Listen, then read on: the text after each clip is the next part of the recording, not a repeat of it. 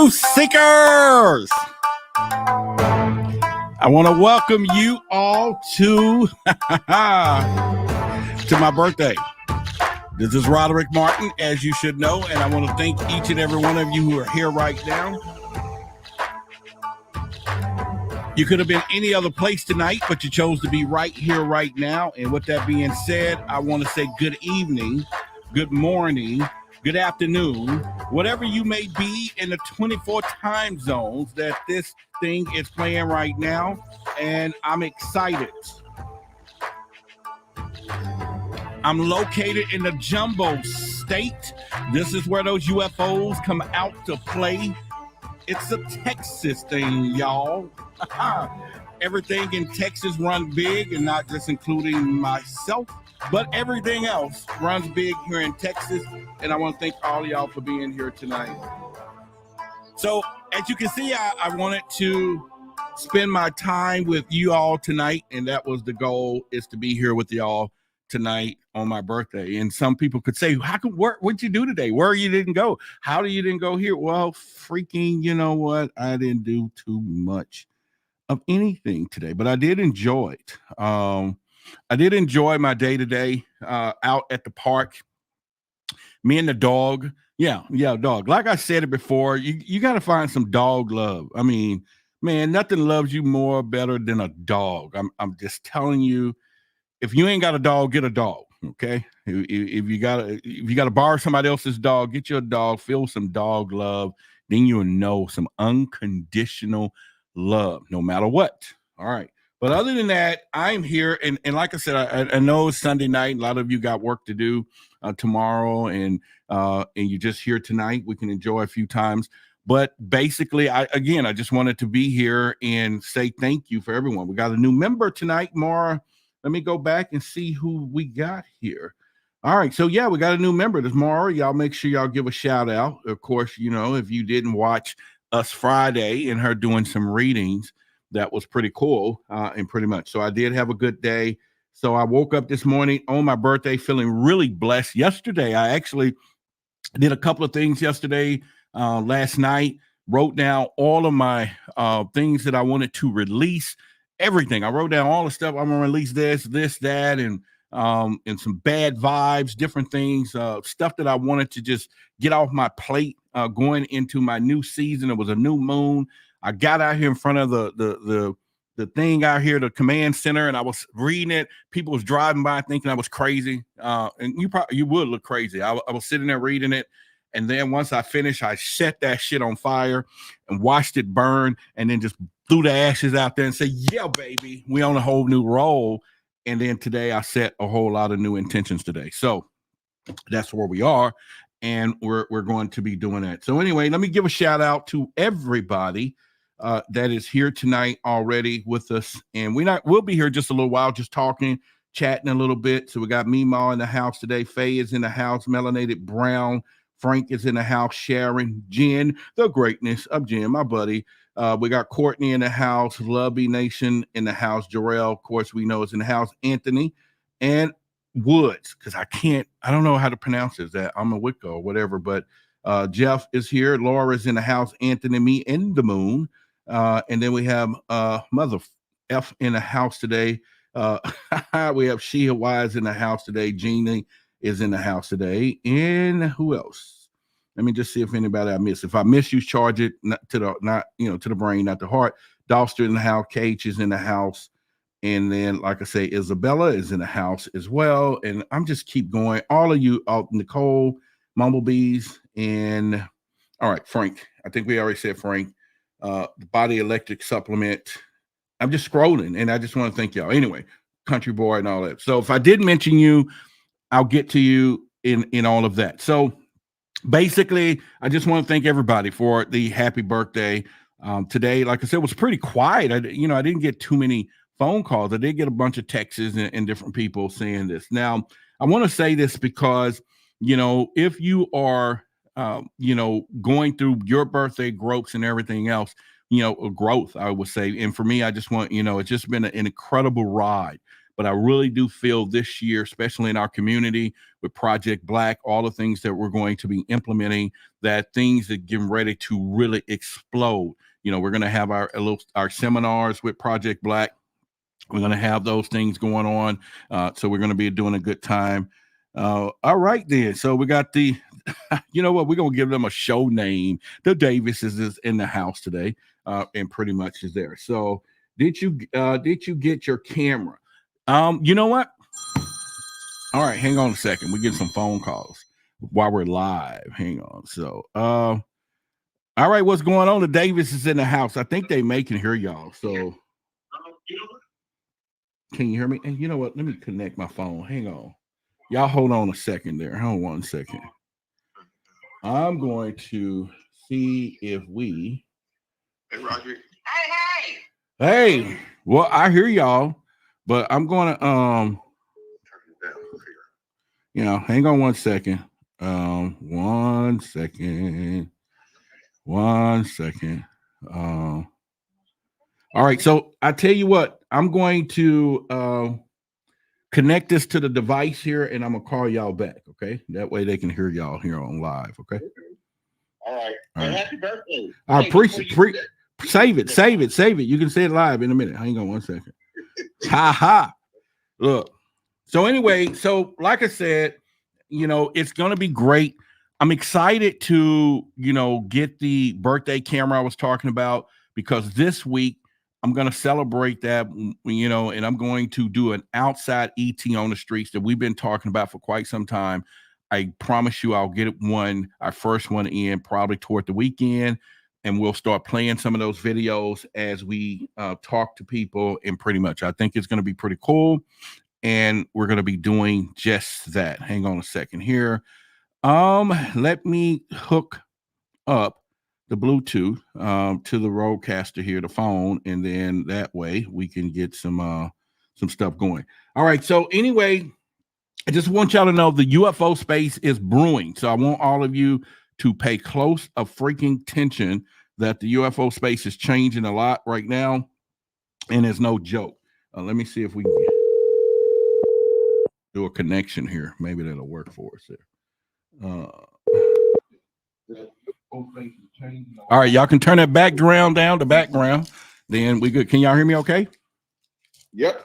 Sure all right. Can. All right. Well, you live, then they all can hear you now. You know, I got y'all plugged in, you know. So I'm sorry you're not on the computer. No, we good. You're on the phone. So, you know, I want to appreciate, you know, and first of all, like I said, I want to thank all of y'all. Man, Friday night we stayed together 5 hours. Y'all know that, right? Hey, that's why I'm so tired. Yeah, he's tired. Oh, okay. I mean, I didn't block y'all from anything, did I? I mean, come on now. Yeah. No. Y'all was trying to do it on the camera. I mean, at least I just know y'all finished it up. You know what I'm saying? Silly. You're silly. I know y'all finished that deal. You know what I'm saying? He sealed the deal, you know. But either way, you know, I just want to thank y'all. We have a lot of stuff that is pretty much going on, but you know, I do want it to, you know, I don't know. I just miss y'all, and I ain't had nothing to do tonight. I really didn't have nothing to do. I had nothing planned. No one was taking me anywhere. No one was going with me anywhere, and I wasn't going anywhere. So I said, "Go live, brother. Go live and talk to your family." So that's how I got it. We don't change next year. Roderick, we're gonna change that for next year. That's cool. You going out? Okay, listen to me. Okay. Here's what we want to do for you as a birthday present. Oh, okay. All right then. Come on. We just gonna sing a song. We're gonna sing a birthday song to you. Okay, you ready? I'm ready. Yeah, y'all could. Let me make sure the audience can hear y'all. Y'all hear them, right? Y'all put in the chat that y'all can hear them talking, so you can hear them singing, and let me know that y'all can hear. Okay, here we go. All right. Put another candle on your birthday cake, and if you do, I wish you may. Put another candle on your birthday cake. You're another year old today. You'll have some pie and sandwiches and chocolate ice cream too. You'll sing and play the day away. And one more thing you're gonna do. You'll light your candles on your birthday cake. And when you do, wish you may put another candle on your birthday cake. You're another year old today. Happy birthday to you, Roderick. You're another year old today. Happy birthday. All right. There you go. There you go. You know what? I appreciate it. I love you guys. I really do. I can't wait till we have our first get together and we all can sit around and laugh together. And pretty much. Sir.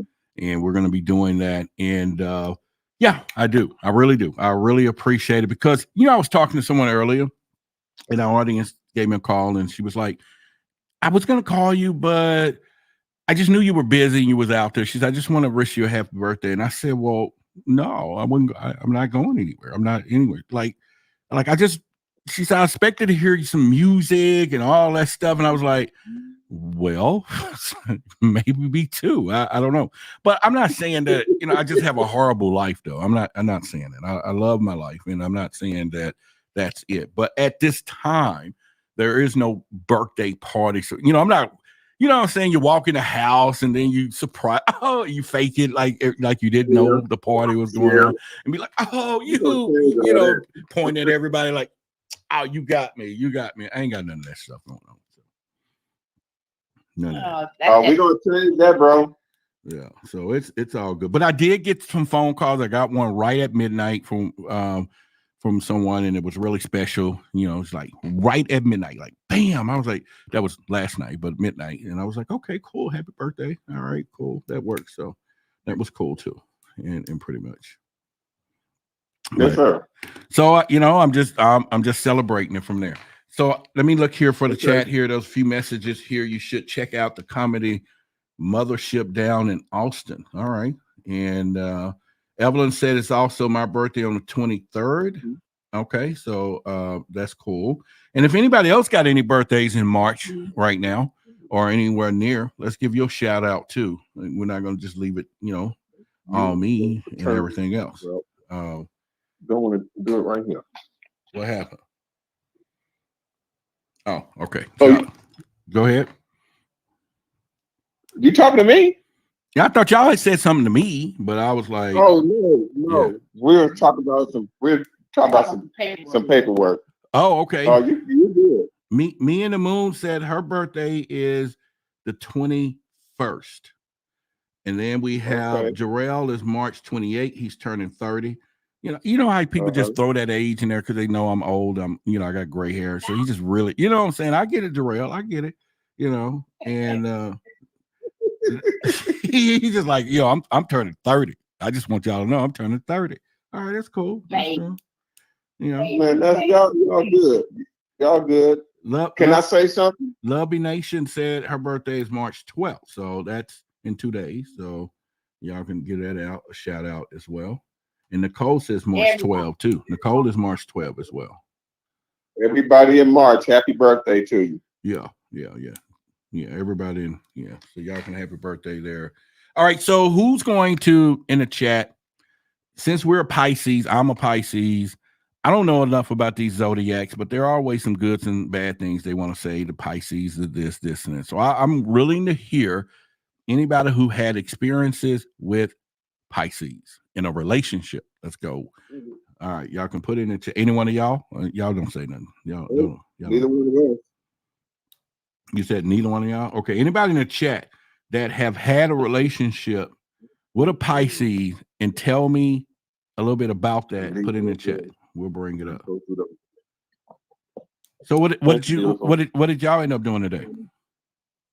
Us? Yeah. Man, we went out to Missouri to this new place, this black-owned restaurant, and we had brunch. Roderick, it was off the chain. And when I say off the chain, the French toast that my wife got had like a sugar coating on it. Not a thick coating, but a light coating, like you just brushed it once. Real butter, molasses, over easy eggs, 2 big real pieces of sausage, and I had, of course, you know what I had. I had the grand breakfast. Okay, I had a bunch of stuff. And it all was good, bro. Hey. It was nice too. The restaurant was really nice. We sat out in the back of it. You know, Mm. it was in the neighborhood. Nope. It was just a beautiful day for us today. Man, And that is so good. I think it's pretty I much. told, I told Helen, I said, we need to call him.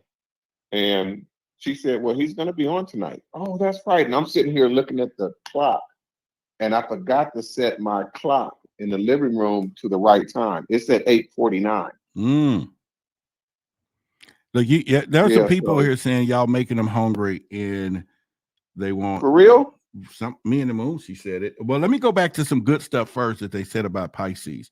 One word, she said, I'm a Pisces ascendant. You need to explain that, Mark, because I don't know what that means. Pisces ascendant. I don't know. But if you can explain it, that's good. And explain it like I'm an 8-year-old. All right. So me and the moon says Pisces are kind-hearted people, both men and women.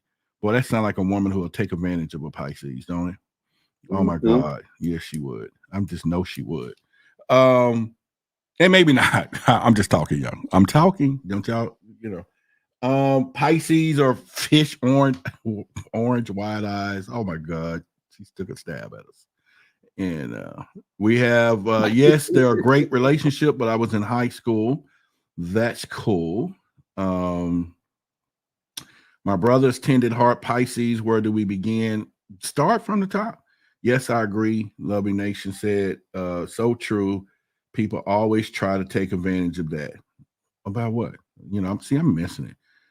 She said I'm so full of it, full of joy and happiness. Happy birthday, all of that good stuff. So anyway, I just want to thank y'all for being, like I said, I'll say it again and again. I'm not here to bore anybody, whatever, but I was really alone. So I was like, let me just call in my family. So and that's what I said. Yeah, bro. I'm glad you're enjoying yourself. Really. You said enjoying myself? Yeah. I mean, now I'm here, but earlier I was sitting there, I was doing all of my affirmations and writing, the new script of my life. And like I said, releasing some things last night at the full moon and now at new moon. So I was like, okay, let me put things in perspective and pretty much. Right. And sitting there's a lot of stuff there. So I was just sitting here and whatever. Now, don't get me wrong. I mean, I'm not a sick puppy, so I don't want y'all to be like I'm over here. Because I do got a dog. I have a dog, okay? And this That's a dude, good. this dude just loves me. I mean, I can tap him on the butt, like, stop that. And within 3 seconds, he turns back around, just loves you to death, just unconditionally. You rub him, he just sit there and just like, oh, I appreciate it, boy. I appreciate it, And I can leave the room and come back, and it'll be like, he ain't seen me in 15 years. Yeah. So, Yeah. okay. She said, your ascendant is how people will see you and the way your facial features are mostly like. Okay. Well, all right. Okay. I'm with you. All right. That's cool. Summer says she knows another. Oh, Jarrell said, post that zodiac signs aren't real. And why do all Pisces look like fish? Do I look like a damn fish? Maybe a whale, but I'm gonna stop talking about myself because I'm really a good looking person, and I'm sexy. You know what I'm saying? I'm sexy. So I'm not gonna do that. Let's go with that route. Hey. Yeah, I'm just reading the chats. I was just trying to see what people are saying. Some good stuff. Yeah. I see. I can't see the chat. I'm not in the office with the computer, but Miss Davis is doing some paperwork now. I'm gonna go in the office and turn the computer on so I can see the chats and talk to you on the phone, Raj. Well, that's good. Well, I tell you what, I'll call y'all back in a minute. I got a couple of other calls was trying to come in. I'll bring them on the air, and then I'll call y'all in a minute. And then Well, you call me because she's gonna be busy for the rest of the evening doing the paperwork. All right. I'll hit you back. All right, bet. All right. Okay. All right. So y'all heard it. That's the couple we're gonna call the Davis crew, and we're gonna have make sure they get their own show when it comes down to it. All right. So, I got some. Yes, you are. Thank you. Yes, thank you. And yes, you are. And be kind to yourself. And I never met a fish that looked like you, Roderick. Thank you. I live on the coast of Florida, and I've seen some fish in my day. You know what? Some of y'all just really, I can imagine meeting some of y'all out there with some of those kind words that y'all have and everything else. And pretty much, you know, I would love to see you women's pickup line. Yeah, I was talking about mine the other day. But anyway, let's get into, as we still talk about birthday things. And like I said, you know, I'm just here chatting on. So if you hear in the chat or you listening, you know, you're just spending some time. It's nothing special, you know, that we're doing. So if you got something to go do, I get it and understand it. So I'm just, you know, spending some time. It's my birthday today, and you all are my family, and this is, you know, where I would go to connect, and pretty much. And so I am connecting today and everything else. But soon, one of these days, I probably get that surprise party. I've always wanted one. I've always wanted a surprise party ever since I can think of. I've been to about 6 of them, you know, where somebody's woman has put on a party call, hey, I'm doing this for Joe and don't tell him. Can you take him over here? And I'm like, my day will come someday. I'll have a surprise party, you know. And so I haven't had a surprise party, but yeah, it is fellowship time. I'm good with you on that. But yeah, I have not have a surprise party. Somebody said, keep not letting my comment come through. Rob, what about your birthday next year? Lubby Nation Nubian, I'm sorry. What do you mean next year? Like in 2025? What are we going to do? Yep, fellowship is important. Sorry, my typo is horrible. So let me go back and read some stuff and go back. Question: when will the public on a mass see the good ETs from different places, planets, and get? We probably, I don't think we're going to see anything when it comes down to some of these ETs and extraterrestrials showing themselves, because what's going to happen is there is some type of code in Galactic Federation that we are not to be disturbed. So life on Earth is not to be disturbed or in any kind of way. So the ones that do violate that, maybe there's something else going on, but there is some mandate that you hear all the time that we know about, no intervention. This is why we probably see a lot of them coming through doing stuff, but we don't really see anything. Hey, appreciate it, Droney. Thank you. And so we don't see a lot of stuff. And Jarrell, thank you as well. And, so I think it's just pretty much, how they roll with it. When I say roll is if the extraterrestrials are here to maybe abduct someone or something, then they'll do it. But I think as far as we think they're just going to show up and begin to help. Now, there's this big thing that something big is happening, something big is coming. We've been hearing all of that. And so that's some stuff that we can kind of see there as well. What is the best birthday present you have ever had? Frank, that's a great question. And I probably will say I can't remember. Okay. And I'm saying this to say, if I think back past being a kid as an adult, I don't really remember, because I've always been a giver, and most oftentimes I didn't receive a lot.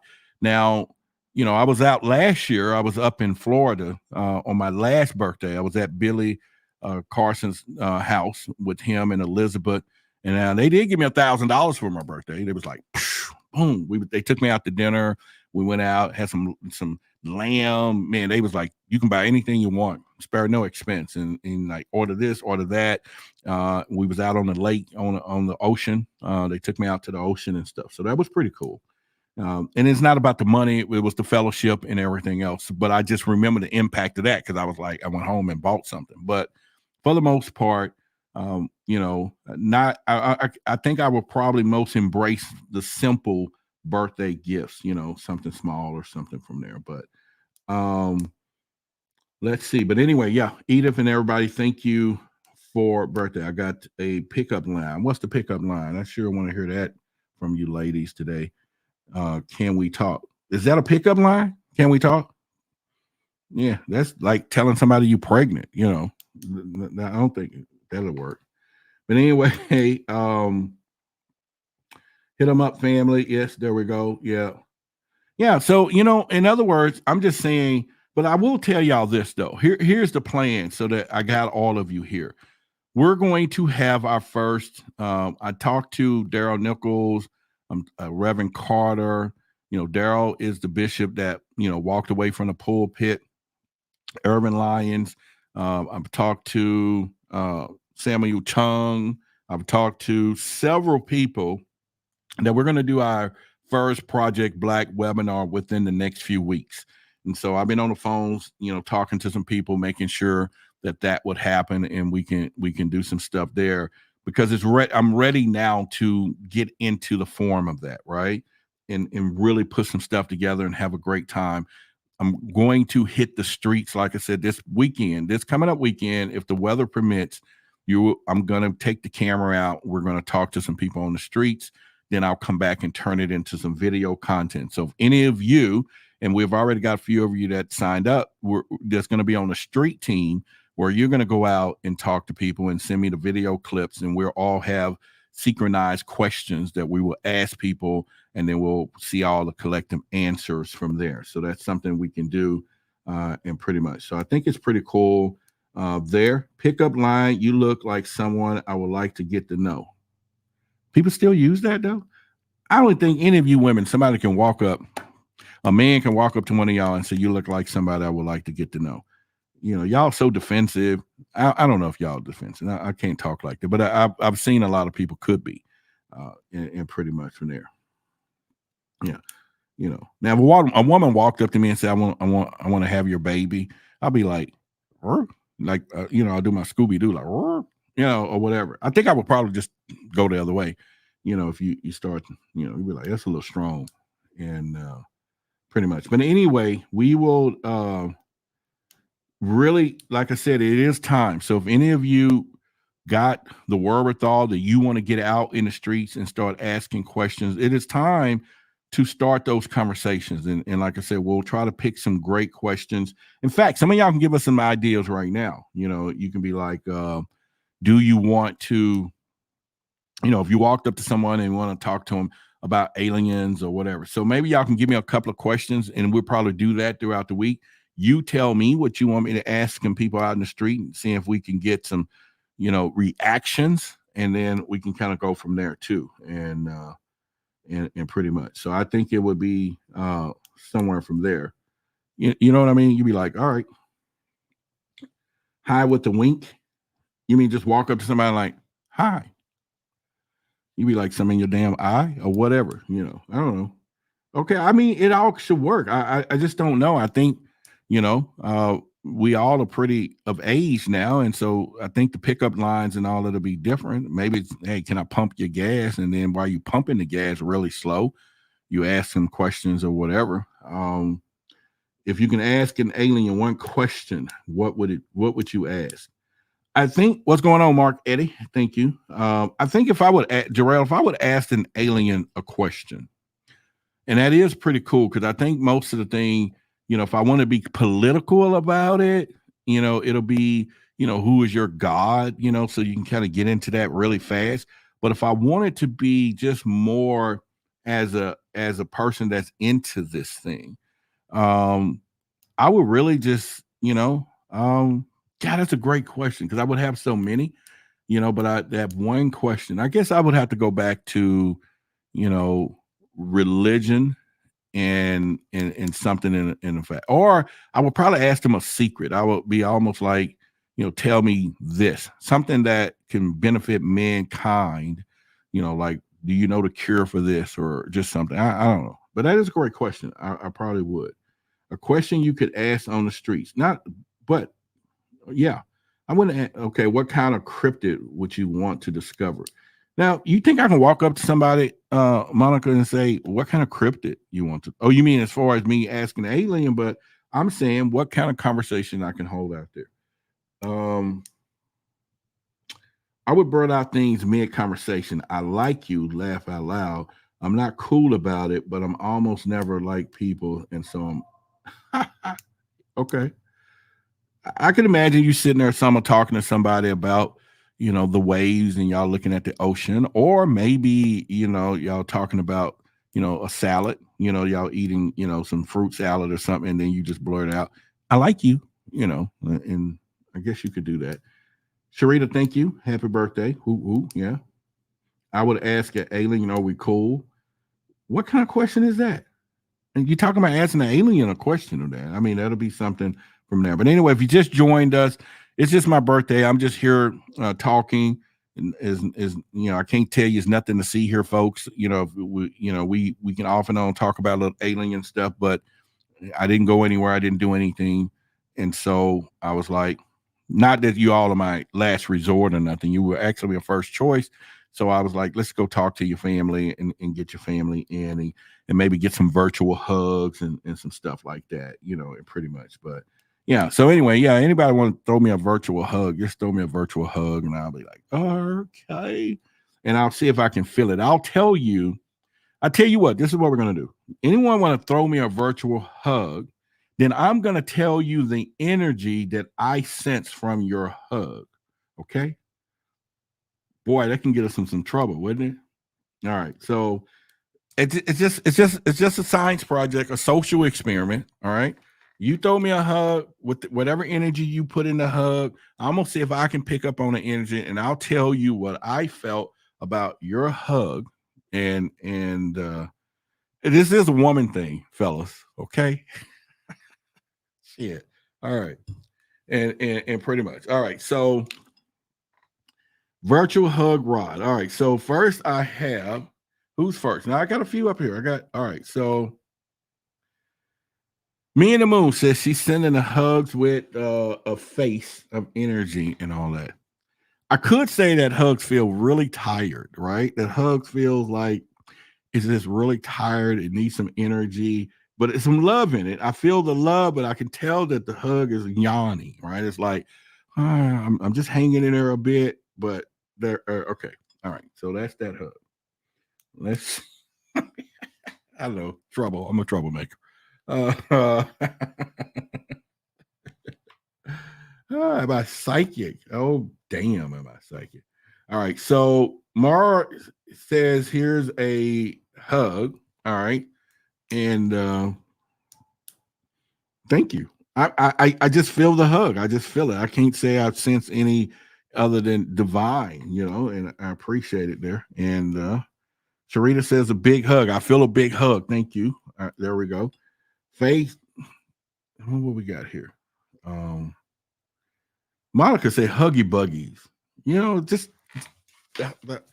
Just for the word buggies, just make it scratchy. You know what I'm saying? It's a scratchy hug, and pretty much.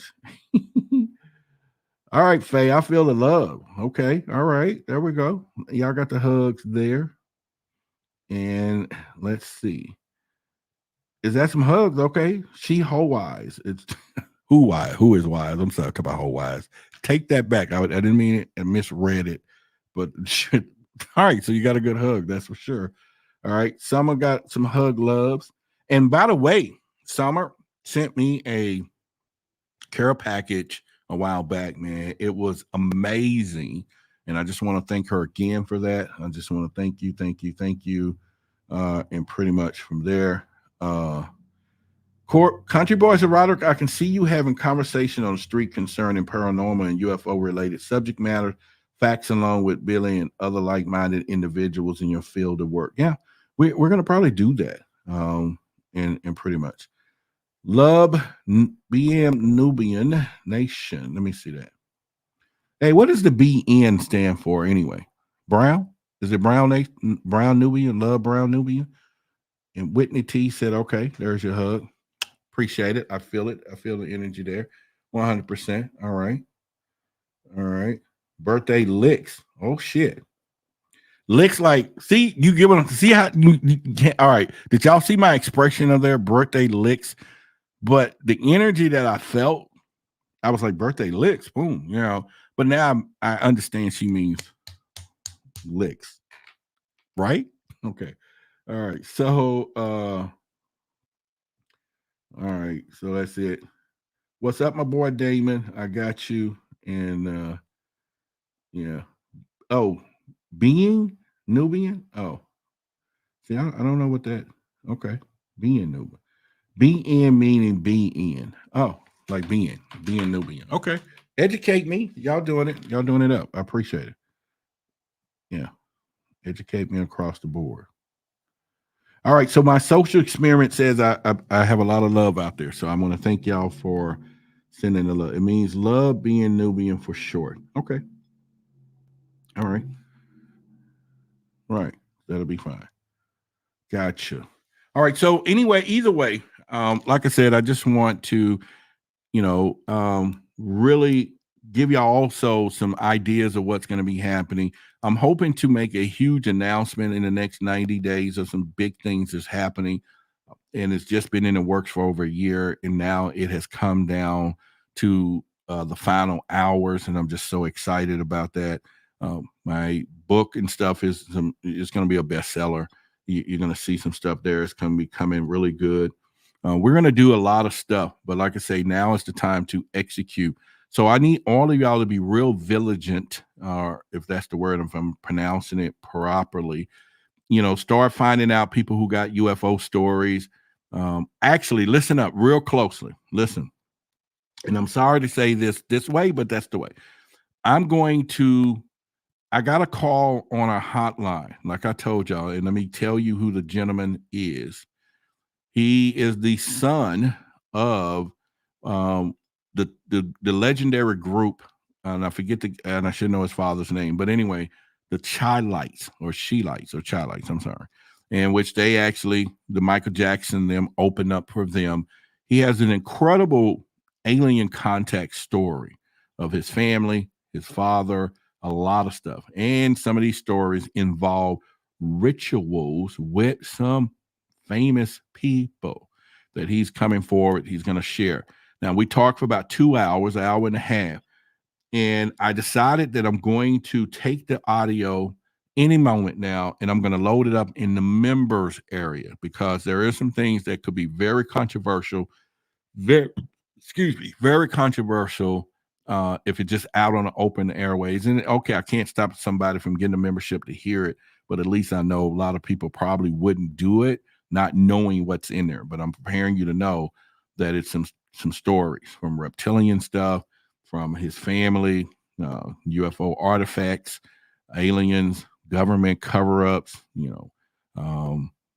and satanic rituals of aliens, all of this stuff. And he names a lot of names of people that and I just kind of did the interview, okay? And so, he called in on the hotline, but I just, all right. So what I'm going to do is put it in the members area, and then I'll do that.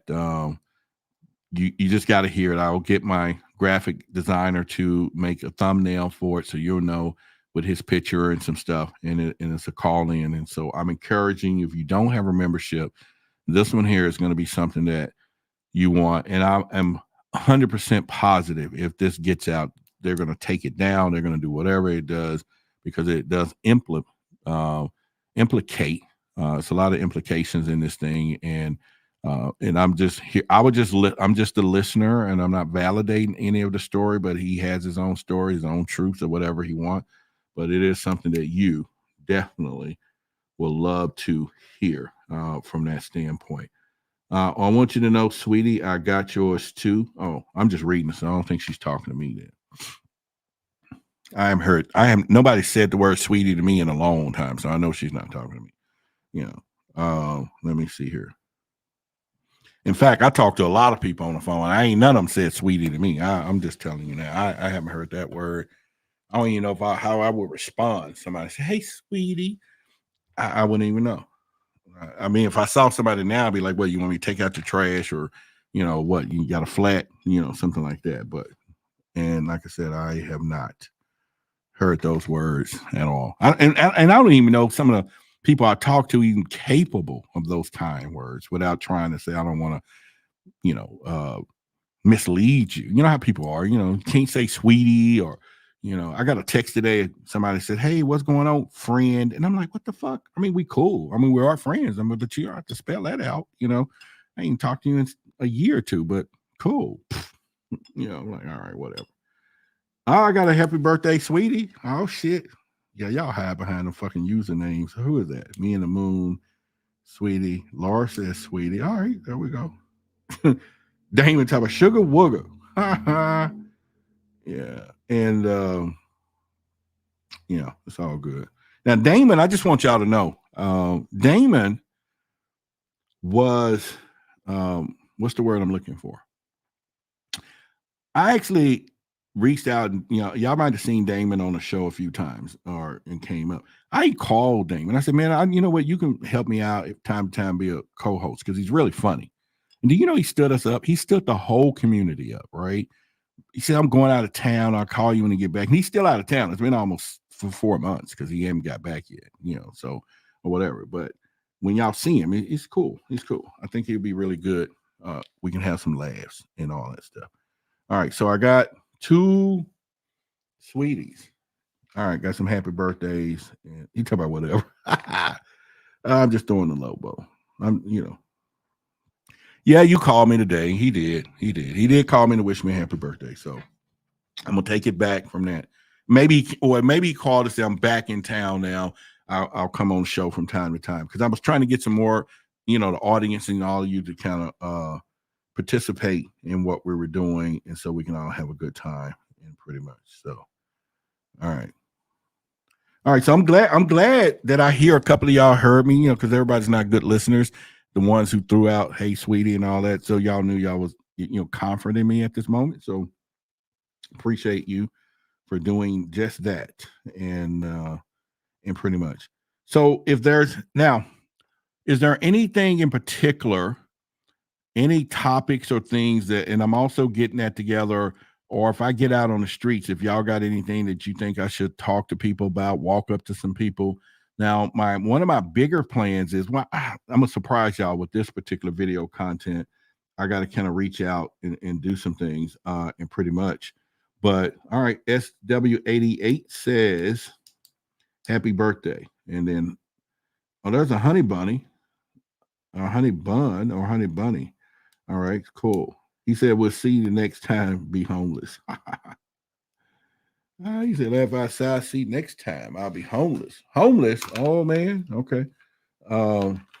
See, I didn't mean for y'all to get on him, but I just wanted y'all to tell him, that he stood all of y'all up because he was going to do good. So we have, rest in peace to the Dragon Ball creator. I don't know. Was that the guy that, I don't know who that is. Did he die? Was it a Chinese guy or something? As people, they understand crop circles. Yeah, I think that's a huge topic. And I think those things like that, and that's the stuff that I think it's pretty weird when you talk about crop circles and when we see these phenomena and how they're out there, but nobody really questions these things. It's like pyramids. Let's go with pyramids. We got pyramids today. We don't even know how they're built, but yet we got a high percentage of our population that can care less or don't even know the existence or the conversation and go on every day to thinking these structures are here and how they've been here. So that's something to truly to take in mind and take in consideration when these things come. When you think about crop circles and how these things, now they have had and caught people that created fake crop circles and pretty much. But I think that, when you think about those things and how they lay down and the energy, I would really love to take a trip and go see a crop circle and stand in one. I've heard if you've done that it is a incredible experience because you can literally feel the energy of the creation of this thing or wherever it's coming out or done it. So I think that's a mystery of some stuff that should be done. Frank says crop circle seems not to be as popular as in the 90s. They still come about. It's just that people have not drew interest to them anymore. And because and I think our world is full of so much distractions. And when we're so distracted by so many common things that are happening today, that crop circles, all of these things that are happening in real time really keeps everybody, or the other problems of life keep us from focusing. So you would probably think that if something big is going to happen, especially on an extraterrestrial front, there will probably have all kinds of distractions out there. And I think that's pretty much it's going to happen. All right, so crop circles is a good one. Sci-Fi said, "Happy birthday, thank you." And where are we going to do this? Nobody's doing that, walking, interviewing people. Yeah, we're going to be doing it. We're going to interview. What are you going to do is huge. Yeah, so that was one of the reasons when I put up the birthday wish for and I said it before, for that particular camera, that only particular one, because you can buy what we call a creator's combo, and it comes with this little microphone, and then you add an extra, so you can walk up to somebody and just hand them the other mic, and it has a magnetic thing, it sticks on them, and then that camera, you can use an app or the phone and say, okay, I want you to follow my face, right? And then if I'm sitting here talking to you and we're moving around, that thing is going to move by itself, creates an incredible experience, especially on the fly, sitting out talking to people and interviewing people. So yeah, those are things that are just kind of putting all this stuff together. So we will definitely do it. All right, Darrell, we'll see you all. But like I say, hey Jen, thank you, happy birthday. And for the birthday as well. Camping and where? Yeah, I don't know. Have you ever engaged CE5? No, I have not done a CE5 experience. Now, there's a group of people here near Dallas, where I'm located, Dallas, Texas, and anybody near Dallas right now, anybody in the chat near Dallas, in Dallas, Fort Worth area, you know, put it in the chat. But anyway, there is a group that comes up from North Dallas, and then they'll go all the way down to Ennis, Texas, which is probably about 45 minutes to an hour outside of Dallas, because you got to do this where you don't have what we call light pollution at night, because anywhere here in the city, there's lights everywhere, street lights here and there. So you're not going to ever be able to see a clear sky. At some point you got to at least drive out to the country. And that's probably about 45 minutes to an hour outside of Dallas. Charles says he's in Arlington. All right. Well, if you're in Arlington, I'm 5 minutes from Arlington. So I'm in Kennedale off of 20. So that's where the studio is. But yeah, I think it's pretty much okay, Roger, I'm in the office now. All right. Well, give me a little bit. I'll call you up, or you can come on and I'll get to you. But anyway, but let me back up first and say thank you for the sweeties, which I know it took a lot for y'all to say, a couple of you I know for sure, one of you for sure. I know it took really hard for you to say the word sweetie, because I would have never heard that in real time. And it looks good here because nobody know who y'all are, and so it's pretty cool. But anyway, thank you so much. And Diana says I was there a year ago and it was awesome. Yeah, you was here in Dallas. Yeah, she came by, the godmother, and pretty much Maryland. Okay, you're in Maryland. That's cool. I'll help mod if you like. Yeah, you know what? We do need some. We got moderators. Anybody that got the little wrench, they're moderators, and pretty much. Look, Monica time. Sweetie. See now, Monica, that sweetie is almost like, it's like when I was married to the she-wolf, and you can just feel like sweetie. So it wasn't a sweetie, sweetie, like whatever. You know what I'm saying? I get it. It has its own other thoughts and stuff, but it's cool. Loving it. Nuke said, I always say sweetie. Oh, okay. How do you feel today as far as your accomplishments, and how do you celebrate internally today? Well, I think one of the things is pretty much, all right. So my journey, began, when I did my first YouTube channel. If y'all didn't know it, I did my first YouTube channel, which is this channel. I started some years ago. Where I'm going with this, I did my first video, and I remember it had 100 views, and I was like, anybody's gonna ever watch some of this stuff, and you got to have a strong skin to do YouTube, any of this stuff that's visuals, because once again, it gives an opportunity to people to take stabs at you. I mean, somebody will say my word pronunciation is this, or however I said something, because they will dissect you to the bone. Okay. But in this particular space, I then got a little more into Clubhouse at the time when the pandemic hit, and that audio app was just surging. And I've told a story where I just got there. I was like, I didn't have nobody to talk to in the house. The she-wolf at that time, we were going through a divorce, so our had issues. And so we were really, so my issues had issues. And so we ended up I ended up going on Clubhouse, started the Clubhouse, and then, 30 people joined. Then it was 100 people. And I remember doing my first Clubhouse audio thing, and I messed up. And I just hung up the thing, and I was like, man, okay, I'm not going to do this. Then once again, started talking to more people, listening to more people. And Clubhouse was a hodgepodge of all kinds of UFO top people coming on. Stephen Greer used to come on. He never would come in my room, but a lot of other people, they would come in different clubs. But then at that time, like y'all knew, I was part of Clubhouse's Creators First. They ended up did an application and asked anybody if you got an idea. So I gave them a 60-second commercial of me speaking, and I said I got an idea for a UFO show, which there was clubs already. Somebody got it. They said, okay, we will. And out of 6,000 people, I was chosen one of the 60. They gave all of us $1,000, and they said, you're going to do a 2-hour show, and you can use the money for equipment at that time. You can use the money for babysitters, whatever. So that was their thing. It was all over the newspapers, all over, because at that time they had a big, huge evaluation. They was the hottest thing since sliced bread. And so I ended up, doing a show, and then that was my very first of really trying to put something together, calling around, trying to get people to get on the show. Couldn't get anyone to commit. And I was trying to find Lou Elizondo. I was trying to find all these people. Some of the other club people knew of these people, but none of them was sharing with me. None of them would share anything with me.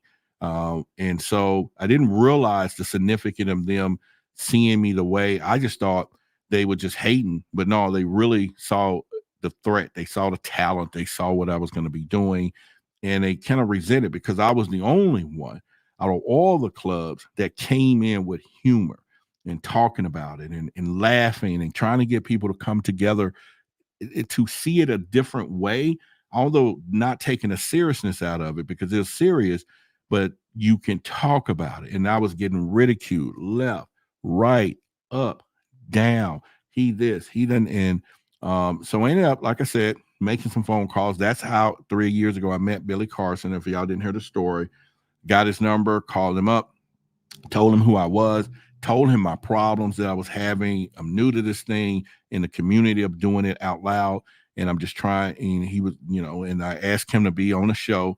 And I told him I got $1,000, budget. And he laughed at me. He was just laughed at me, dude. And I was like, dude, and I'm like, fuck, that's all I got. And he said, man, I don't want your money. I was like, oh, you don't want my money? He's like, no, man, I got you. I'll do it. And he said, call a couple of these people too. I was like, okay, blah, blah, blah. And so after that, Alan Stanfield, he was real instrumental, a couple of people. And so I ended up doing the first show. I had Billy Carson, Whitley Strieber, Barbara Lamb, Kathleen Martin, Linda Moulton Howie, and Alan Stanfield. So I had a whole group of people who did the show. It lasted 6 hours. It was supposed to be 2. And I shit you not, I threw in the towel. I said, you know what? I'm not going to win, but this is going to be the best night. And I ended up winning. So they gave us a $30,000 contract, Clubhouse did. And so we're going to pay each one of y'all $5,000 a month to do a show. And we're going to assign you producers and everything else. And what happened, they were trying to figure out that the power of their app, could they create their own influencers at the time? They was like, we're going to do this. And so I was like, okay. And so I ended up winning. Tyron, who y'all seen over here Friday night, I always talk about the homeless person. He was one of the winners too. That's where we forged our relationship and been like this ever since. And he was doing he created his own different audio show. Very talented brother. Well, anyway, so I created it was called Ufology. And it's kind of funny because that's my license plates on one of my vehicles is Ufology. But it's so anyway, once I did that, I got a phone call from a TV company called I forget the name of the thing, and pretty much oh, cool. And so we was pretty much I forget the name of it. It was for whatever the broadcast company was, or whatever, Streetcar Production. That's who it was. So they wanted me in a TV show. So I ended up getting in a TV show from there, and pretty much, and then that was one of my first TV shows. And then I got a phone call from a company out of LA, which was for the show. All right, y'all giving the homeless dude a shout out. Yeah, the homeless dude. Yeah, that's him. He put a face to it the other night. Y'all could have saw him, but yeah, the homeless guy. Yeah. Homeless people got talent, man. A lot of them do. We know that. How many things that we've seen the homeless person singing, cooking, whatever. Homeless people got talent. I mean, Tyron is talented. I'm just letting you know. So, but anyway, so through Clubhouse, I got a phone call from someone said, "Hey, we saw your YouTube channel," and I was like, "What?" It only had 100 views, and like 98 of them was probably mine. And they said, "We saw your YouTube channel. We see something. We want you to be in one of our TV shows." And they wouldn't tell me who it was. They wouldn't say who it was. They just kept saying we're the tea company. And I'm like, who the fuck is this? And so it was on a Tuesday. And so I said, well, call me back on a Friday. And and because I thought I was being punked. And so I was like, if they're going to punk me, they're not going to do it on 3 days later. Who's going to be committed to the punk, right? Well, anyway, we did a Zoom call, and I'm sitting here looking into the lens like I'm looking into you. It was 6 people, 6 names, 2 of them faces was there, and they just bombarded me with questions. And I was pissed because I was like, I still don't know who this is, and I don't know if I'm being punked. And the lady said these words. She says, "Roderick, stop." Because and I'm like, what? She says, look into this camera. And I start looking, and she says, "I just want you to know you're going to be a star." And I was like, and she was like, "This is real." And I was like, okay. And I'm like, am I that transparent? Is what the question was, because I was like, you can see the frustration.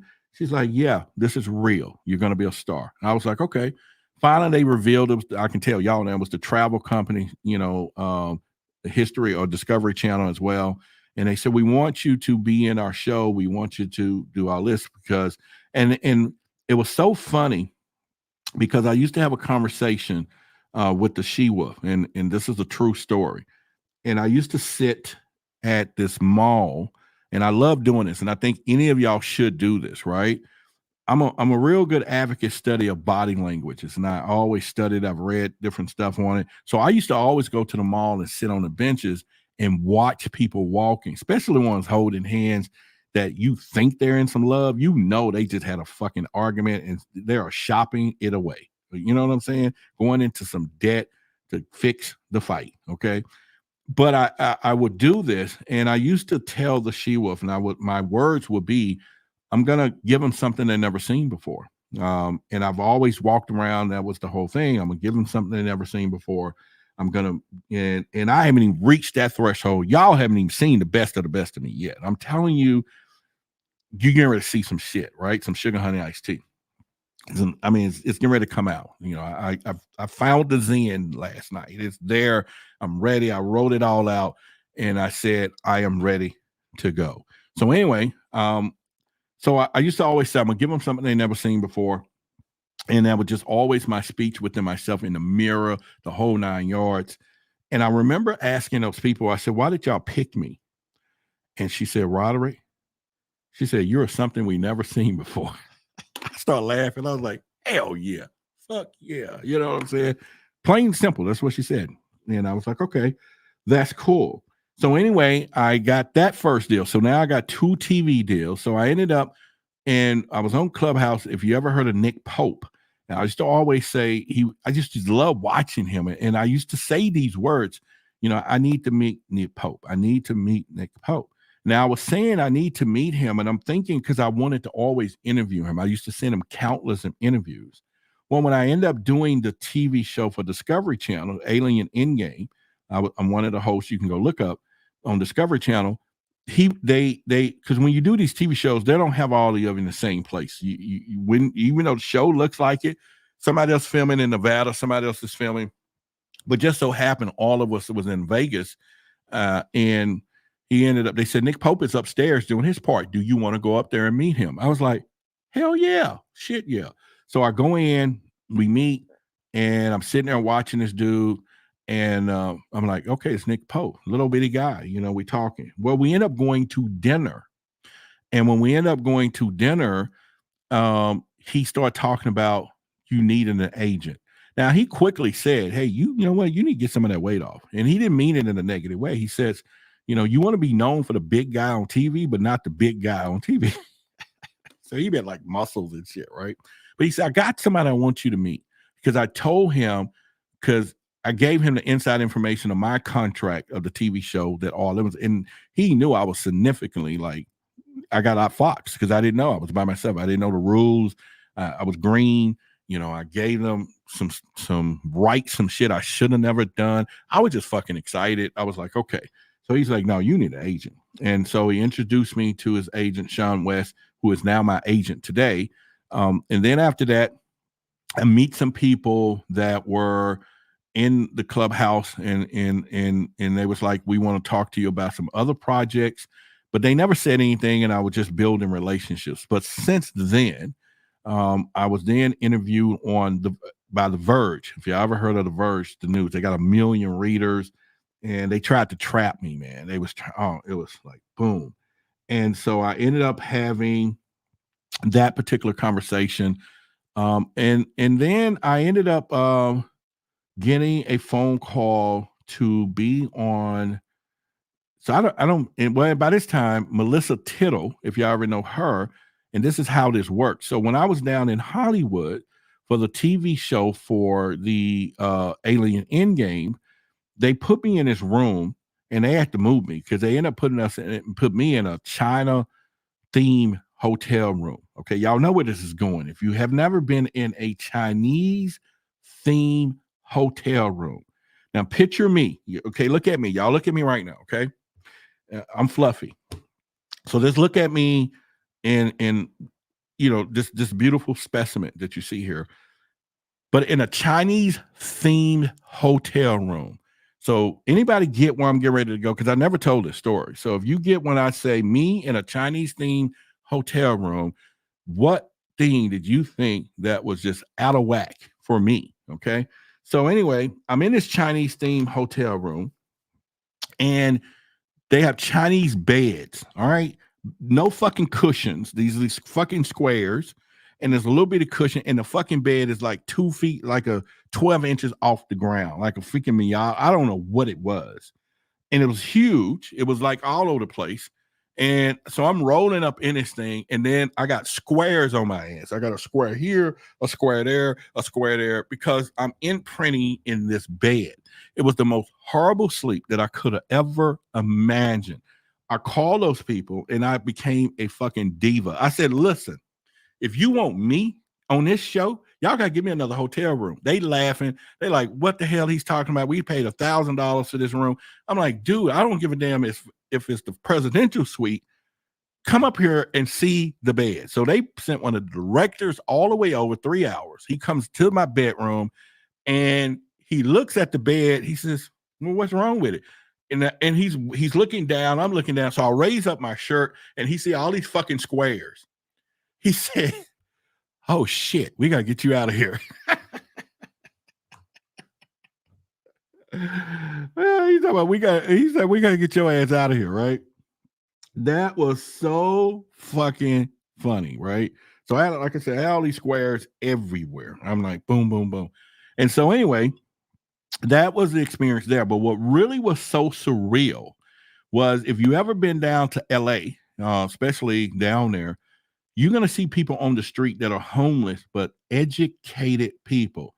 And whenever you see, and I'm hoping I'm not saying this the wrong way, but whenever you see Chinese people living homeless, you know there's some shit, okay? I'm telling you. If you see some Chinese people that, dress in skill, but they're living in their bags and shit, then you see all, but anyway, it wasn't just them, but it was all these people who had a dream. They had a dream. And I remember that they all was there, and they're trying to get skits, okay? And there was a trailer doing whatever they call it, when you give your skit or whatever it is, when you're trying to get the part. Maybe somebody can correct me. I just forgot just that fast. And whenever you can get that part, you win it. So anyway, they had 600 people, all dressed in black and white. They all was dressed in, because whatever this part must have been for being a butler or something, right? Because they all dressed in the part. And this thing went all the way around the hotel room. And that was the very first time in about 15 years as a man. No, I can't. Well, that I cried with tears of joy. Now I've cried tears of anguish when I was married to the she-wolf because I was like, this is some hard shit. But anyway, I cried because I stood in that mirror for the first time. I looked at myself, and while all of these people out here trying to get the part, I said, you were chosen. And I was like, Roderick, you was chosen. You know, you're here to do your thing. And when it's time for them to pick you up, and if you go into a studio, they send a studio van to come get you. And then you can imagine everybody out there looking for their one moment. They're looking to get that shot. And then you step out the hotel audition. There we go. Thank you. And so you step out this hotel, and all these people are sitting there, and they see a production van come pick you up, right? And this is the dream for everybody. When that production van comes to get you, you're going to a set. You're on your way to a movie set. And they're looking, and I'm sitting here like, oh, I'm fucking blessed. I mean, I was chosen to do this, right? And you grow up, you got the gift of gab. You talk too much. Now I'm a professional speaker. I get paid to talk, right? And you can't beat that. You really can't. And so I'm sitting there and I'm looking at this, and that's when that moment I start taking all of this that you see today so seriously, because, you know, being blessed at it, being in the right place at the right time, doing something about it is your key to success, because we all going to get some opportunities. But if you're in the right place at the right time and you take action and do something about it, then you're pretty good. So that was one of the things that was so freaking amazing, but also a lesson to understand. Don't miss these opportunities. Don't do that. So, but since then, Melissa Tittle, she was one of the hosts, and this is how these things work. She ended up going to go work for Billy Carson's network with her own Harthos production.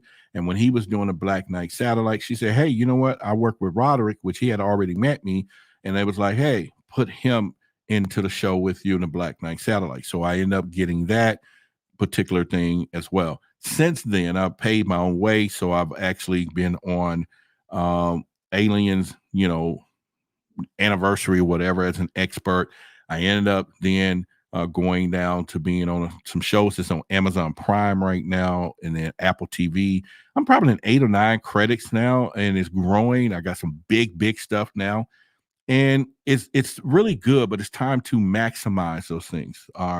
And I have begun the last few times being at the grocery store or somebody recognized, hey, didn't I see, and stare you down and everything else, and pretty much. So it's pretty surreal when you do that. But then, yeah, like I said, I've been in a bunch of shows, and I'm supposed to brag about those things and toot my horn. It will probably do better with the channel and videos as people know that you really are in this game. I have more TV credits, news press, and different things than a lot of people that's in ufology. Now, it is different being in this space, as we are, and those barriers could be broken. Now, for me being a big guy, you still have fat shaming, you still have all of these stuff, because people do still look for you for certain roles and all of those things. That's okay, and I can respect and understand that, when it comes down. And it's just, they have a choice, and they do have what they want to see. However, you begin to develop who you are and everything else, and look your parts and speak your parts. So I say this to anyone, if you were, have an ideal and dream of what you want to do, you don't really know which one of these things is going to go down. And so, I used to do exotic birds, and I loved it. I used to raise these lovebirds and finches and cockatiels. I had a whole warehouses of birds. Nobody even know it. You drive off in this place, you open those bay doors, hundreds and hundreds of bird cages and parrots and all of this stuff. And I do people you would know like me would be doing that, but it's huge money in the exotic birds. But when I took on this particular thing, you have to reteach yourself. You got to grow. You got to redevelop. And being a man at my age, changing careers, and then learning a career that you do not get paid for until you begin to build your brand and everything else. It's a huge long game. So fortunately for me, I did go through a divorce at the right time, because had I been married, then me as a man and the word responsibility would have overseen a lot of this stuff. You had to work, you can't come on here. I'm trying to take care of my stepchildren at this time. And it was just so much. And I didn't really realize, and I say this because that marriage that I was in did not want me to go where we are, and now I can look back. She just didn't understand. I can give her a pass now. I wouldn't go back, but I can give her a pass, and she probably wouldn't go back here either. I don't know. But I will say that I was getting ready to put, because the conversation was affecting my house. She didn't like me talking about it, didn't like me talking to the boys. And one day I was praying. I said, I will just stop. I won't even watch TV no more. I won't even watch. At that time, I used to watch Ancient Aliens all the time, Ancient Aliens. And we would have fucking arguments. She would wake up, how the TV would freeze if you fall asleep on it. And she would say, you was watching that stuff again, blah, blah, blah. And I was like, yeah. And the kids was up watching it, because she can turn back on the TV and it'd be frozen, right? Right there on, And I was like, listen, I'm a fucking grown man. But I didn't want to, do all this. But I will tell you, I remember the first day that I had to say I'm the man of this house. I'm not the man of the house. So any of y'all know that. If you got to tell somebody you the man of the house, you're not the man of the house. And I remember when I said it, as soon as it came out of my mouth, I'm like, dude, you're not the fucking man of the house. If you got to tell somebody you're the man of the house, you don't have to do that. So anyway, that's another story. But where I'm going with that is I almost did not do this. I wasn't going to do it. And I was just giving up on it. And I was like, but I look back today, and if I had to go back and trade all that I went through, or do you want your marriage back, and trade all this? Hell no, forget that. So I'm okay when I spend my birthday with you all, if I'm not in a relationship today or whatever, because I'm the life and the purpose of doing what you're doing. But doing, would I change anything? No. I wouldn't change anything. Well, yeah, there might be some things I would change, but that wouldn't be a factor of it. The relationship, I would change, some things of, decisions that I probably would make, but I would not say that, because a lot of that stuff now I would have to just accept. If I had to look at it all as a whole, no, I wouldn't change anything. I would embrace where I am. There was some sad moments, good moments, and everything else, but where I'm going now, the journey is bigger, and it's much more bigger than me just watching TV talking about it. Because while I was on Clubhouse, while I was doing that, I started talking to, I interviewed over 400 people. Sometimes you got 20 on stage, you're talking to them all. But that's when it hit me like a ton of bricks that there's an issue. There's an issue with how we see this stuff, especially in our community, the African-American community, or when it comes down to this. And I was able to be so good that anybody who came on that stage, and that's when they began to talk, and when they told me their perspective, if I gave the question and this is how they see the ET stuff, I almost knew what religion they were in. I already knew what religion they were in, because there was so many fights and arguments, but everybody's talking about the same thing, but the meaning was totally different based upon how people were raised. That's when I started seeing the disproportionate side in the African American community and how we were dealing with it. I would have full grown men, women, everybody, men, emotional, because we just didn't have nobody to explode to. And I would go into all the other club rooms who were predominantly ran by, other than, African Americans. And they was openly talking about it as though at one point it was just a thing. And then over here, it was like, no. And so you can imagine me trying to be the head of this thing, and I'm trying to do this encouragement. And then it just, once again, it just hit like a ton of bricks that, wait a minute, why are we, so afraid as a collective to talk about it? And then I realized religion was number one, ridicule was number two, and then a lack of understanding was number three. The lack of understanding was that there was a lot of people who did not understand that they was having these dreams, these sleep paralysis, and they'll talk about it to someone else who didn't really understand it. And that was always an issue. Some people will see other lives. They will see they was very intuitive. They may have had different stuff. And I was like, okay, this is really we have to. How can you figure this out? How can you, begin this process? So I start talking about Project Black last year, or I got beat up. Boom, boom. You're trying to bring racism and all that stuff, but it wasn't that. But I will say now that the media has been talking about it. It's on the news. It's redemption. It's redemption for a lot of people. It's a lot of people who now that was laughed at is no longer laughed at. There was a lot of people who's told they were crazy. Now the possibility that they could be a little crazy, but not big crazy, that they are. And so those are a lot of things that was happening. And when we tend to do this. And so now where we are today as a collective, I think, we all, no matter what race we are, as a group and community, it is absolute time to band together and begin to share, whether it's consciousness, whether it's intuitiveness over here, whether it's, our psychic sisters and brothers over here, and we got our star seeds, and we have, our mediums. We have all it. We have to now begin to put all these dots together to gain a better picture of what is happening with this, because no one knows it all. And it's no longer just aliens, right? It's a big freaking thing. So, all right, we have nursing the paranormal in the house, y'all.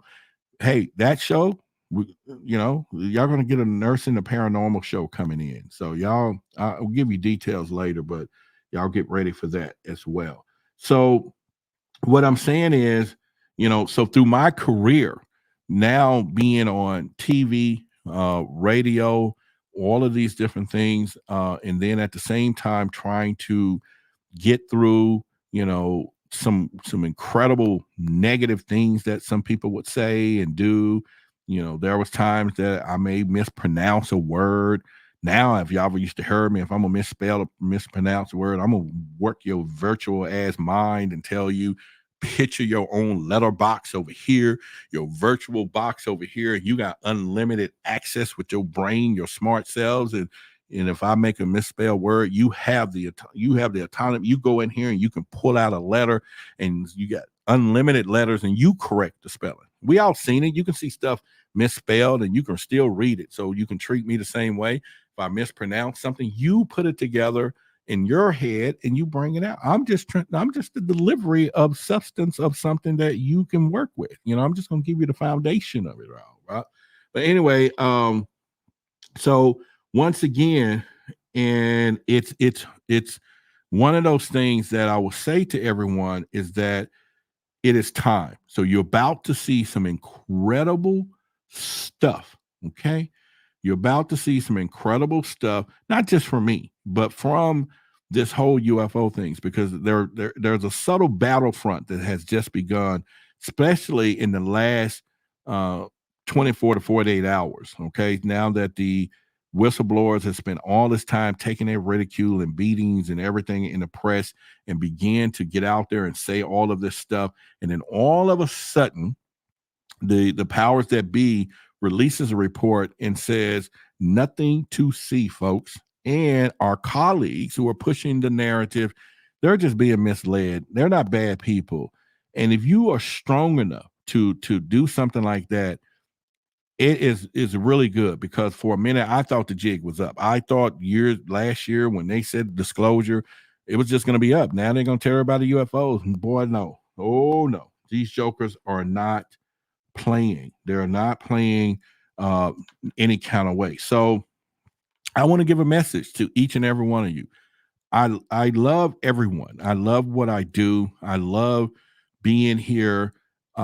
Sometimes you get a little frustrated, but I wouldn't trade it for the world. And all of a sudden, I'm about to be in a position each day as I grow to get paid for what I love to do. You can't beat that. That's an unimaginable thing. But just imagine waking up every day and you're just a content creator. You're helping people, and not just one, not just two, not just three, thousands of people, and you're going to really affect the world. And so I think that that's why I'm meticulous about the people that surrounded. This is why I have some very special people that is behind not just me, spiritually, mentally, financially, and it's a great feeling. But it's going to come back twofold, tenfold to everyone, everybody that's connected to what we're doing and what we're going to do. We're getting ready to go some places, right? And I've been saying it, but it's happening, is going on. So one of the greatest parts of this is being in this space. So if you're listening to me, if you got talent, maybe you got a message, maybe you really got something you want to say, partner and collaborate and everything else and begin the process, because the bigger our voices together collectively is going to be great. Now, the best part about this is we got new stories, we got new ideas, we have new things, and the aliens are still doing what they've been doing. They're abducting people every freaking day. They don't care. They're abducting people every single day, and so I think it's something that is still happening, but it's the dream world that I think that we can really uncover some untold things. So some people go through some serious dreams, intuitions, intuitiveness. I mean, there are some amazing things, and so I think that each and every one of you is pretty much. And so, my goal is to create the first of its kind where you come to this conference in place. It's not just about the speakers on the stage doing what they normally do. It's the room and the energy. I believe we can create a room that has so much fucking energy that you got people sitting around, 20 people on stage, all got incredible stories. Nobody's focusing on these people. We're going to focus on whistleblowers, okay, but I want to focus on you and what's happening with you and people like you and people who are like you that need your help. They need your story. They need this information because people are dealing with it. And it's nothing more than anything on this planet that causes division within love. Everything is just alien stuff, right? It is something about, you got some couples that can be Bonnie and Clyde. They'll go out and shoot some people together, but they will not share that they saw an alien last night or a UFO. I don't know why, but they just won't do it. And the ones who do, that's cool because you can connect with somebody. And this is so powerful because I think we have I'm sure there's a lot, but we have an entity of things that breaks fucking relationships and can bond people for some reason. And maybe it's because it's out of this world, right? It's something totally different. But you can get some relationships that are pretty tight, but they can be really split if somebody have to share something that the other person cannot. Because what I think is happening is the other person cannot at all wrap their head around what the other person is saying. And at that point, they're not communicating anymore. There's no more, you don't believe me. I mean, everything just starts spiraling like, and this is what's happening. Okay. And we have to bridge that gap where we not only help the non-believers to understand the believers. So that's going to be a real powerful connection. And that's our plan, is to get everybody to come into this thing right here together. And we begin this process of change and helping each other deal with things that you can't see, things that you can't believe. So imagine some shit you can't believe, you can't see it, and you have to sit there and watch somebody you love tell you some incredible stories. And you almost, in some cases, say, I don't want to love that crazy person no more. It's that deep, right? It's that freaking deep. And this is why, and I put this out here as my personal ploy, right? I know for a fact that, we're touching lives. I know this. There's no doubt about it. I know the blessings of doing that and the sacrifices are there. But as anything else, your financial life at some point, and this goes for any of us, is directly proportionate to what you're doing with humanity. If you got businesses or and you're helping people, helping multiple people, and what you're going to find is you're going to be blessed for that. So, this is what challenges me when I talk to small churches and they be like, we don't want a big church. We want a small, but they're having a revival. Like, why are you having a revival for the 10 members and you don't want a big church? But this is why, on the flip side, a mega church pastor, I'm just using this as an example, has a mega life and a big message because he's helping, or she is helping, thousands and thousands of people, and therefore they're going to do it. So that's why I don't fear not having the funds eventually that we will really need for Project Black, because I'm a firm believer that the more people we begin to help anyway, the more resources is going to come. And we're going to do something we never done before. So that's why I said we're going to have a stage of 30 people. We may have an audience of 500 people with the energy of filling out of this world, right?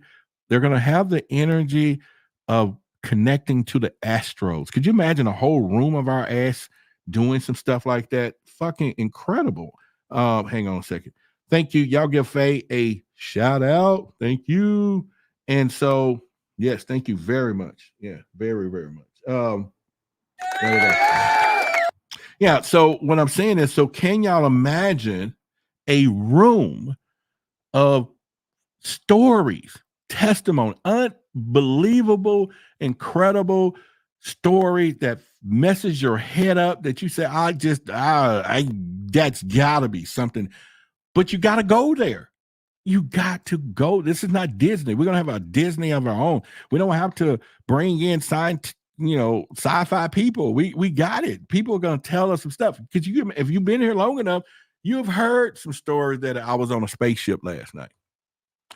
Okay, you either believe it or you don't. You've heard stories that I got 16 alien babies.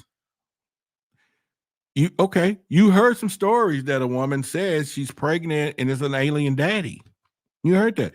You've heard stories that I got visited last night and they took me and they probed me. Now, none of this shit we see. You know what I'm saying? I'm saying the others, right? From the outside of this. But we hear those stories, but yet we push on, yet we continue, yet I continue. So if I told you I gave up from some of the stuff that I hear, holy cow. And one of the biggest things that I smile about all the time is when people say, you're not going to believe this. So I'm like, try me to tell me what you think I've never heard. Now I've got some shit that I'll go, no, I ain't heard that one. You got me. You got me. But if you sat down with me and we all did a campfire somewhere and we sat around on the beach and we chilling and we all started doing some storytelling, boys and girls, I'm going to keep y'all ass up all night. This is why people that talk to me be like, I'm draining you drain my energy. I love talking to you, but I'm gonna have to take 6 days off and meditate and do a salt bath. And, I'm telling you, I got some people that do that. When they finish talking to me, they go take 6 days off of, and meditate and burn candles, not in a negative sense. They got to recharge because I do draw. I'm a bowl of energy too. And we're going to reach. So when y'all pour into me, I'll pour out this way. You go, right? Yeah. So it's pretty cool. But yeah, you just got to know. I burn you up. I burn you out. I'm just telling you. And it ain't negative. I just burn you out. I just do that. So, you can just imagine, the beacon of light and energy and all of that stuff. So I'm just saying it's not a bad situation.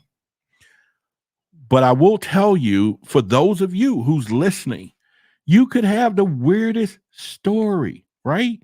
But doesn't it feel good when somebody, at least one person, believe you, or two, or somebody, and then you find out that your story on a scale of 1 to 10 is a 3, and you thought your shit was a 10? Then I can share with you, like, nah, you ain't got that one beat over here, But I'm saying this is the world that we're in. We're in world people talk about mermaids. We're in a world people talk about unicorns. We're in a world that, like I said, people got their team and they're talking to a team of people on a daily basis that's giving them guidance in real time. I got plenty of friends that way, that you can be having a conversation and they'll go, My team told me to tell you such and such. And if you'd have met me, well, I've always been this way, but there are some people that you can meet out there and you tell them some shit like that. They'll be like, what are you talking about? And you can look like Beyonce and they'll be running. Well, I don't know about that one. You just have to take one for the team. But I'm saying it's still one of these things that we have to look at. And this is why I tell y'all it is essential. It's essential that we push these narratives and we now do what most people, because, and let me say this for a minute, and I'm going to say this, and I want y'all to come into agreement with me. I'm not telling you that we don't see CNN, whistleblowers, but really think about what you're watching on TV. You're watching on the news. They're talking about UFOs and technology. Ain't nobody giving a damn about what's happening to people on the ground and what people are going through because they don't want to go there. They don't want to go there because that's where the masses of truth is. That's where the masses of when you got 6 people over here who can talk about an incident or whatever they're going through that matches 6 people over there that they don't even know each other. How is that possible? How is that possible that you saw the same thing? This person saw the same stuff is coming in your dreams, and y'all on the half of the other side of the world. How is that possible? They don't want to go there. Number one, they can't even visualize and comprehend it because it doesn't meet the media standards.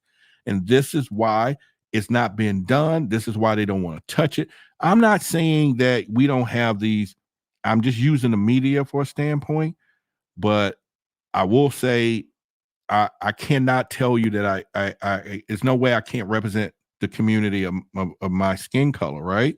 I have to. I don't have a choice. This is just the hand, one of the hands I'm dealt, right? But I don't.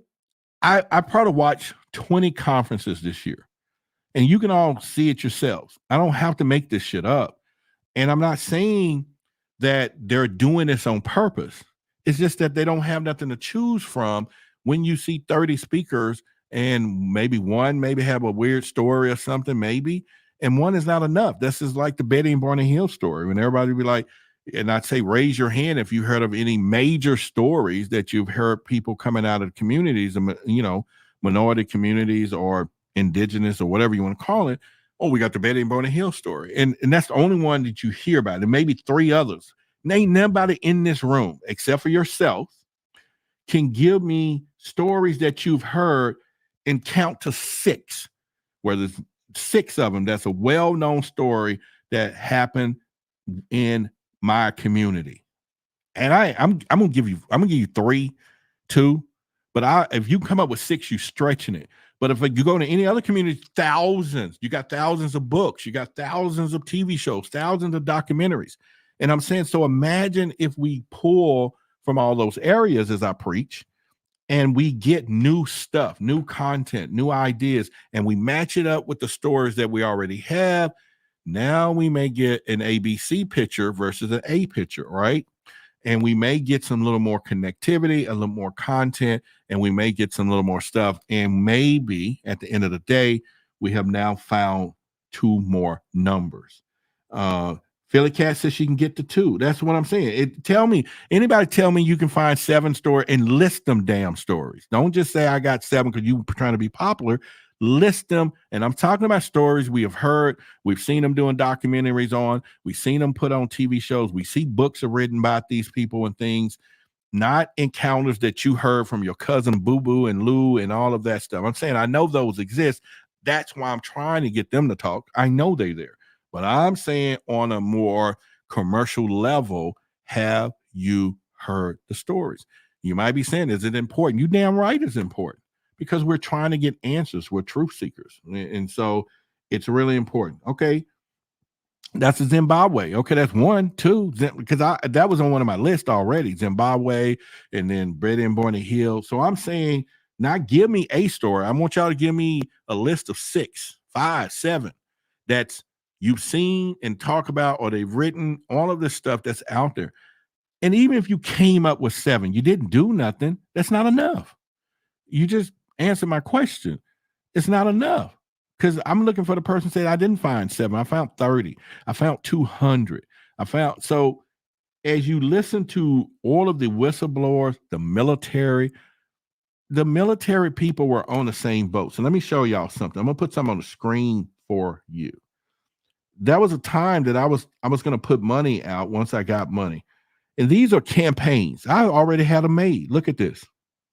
Did you spot a UFO on duty? I want military people to come forward. These things were already made for the future. Here's another one. Did you spot a UFO while on duty? I'm trying to find, because we already got them out there. And here's another one. We do see UFOs. Share the story. These things was made last year, waiting to pop out to run advertising campaigns to be able to attract. Because if you see military whistleblowers now, we were on the same bases, the same boats and everything else. It may just be a different perspective. It may be a different feeling, but at least we get people to share and talk. So now I'm saying I got to get on the streets.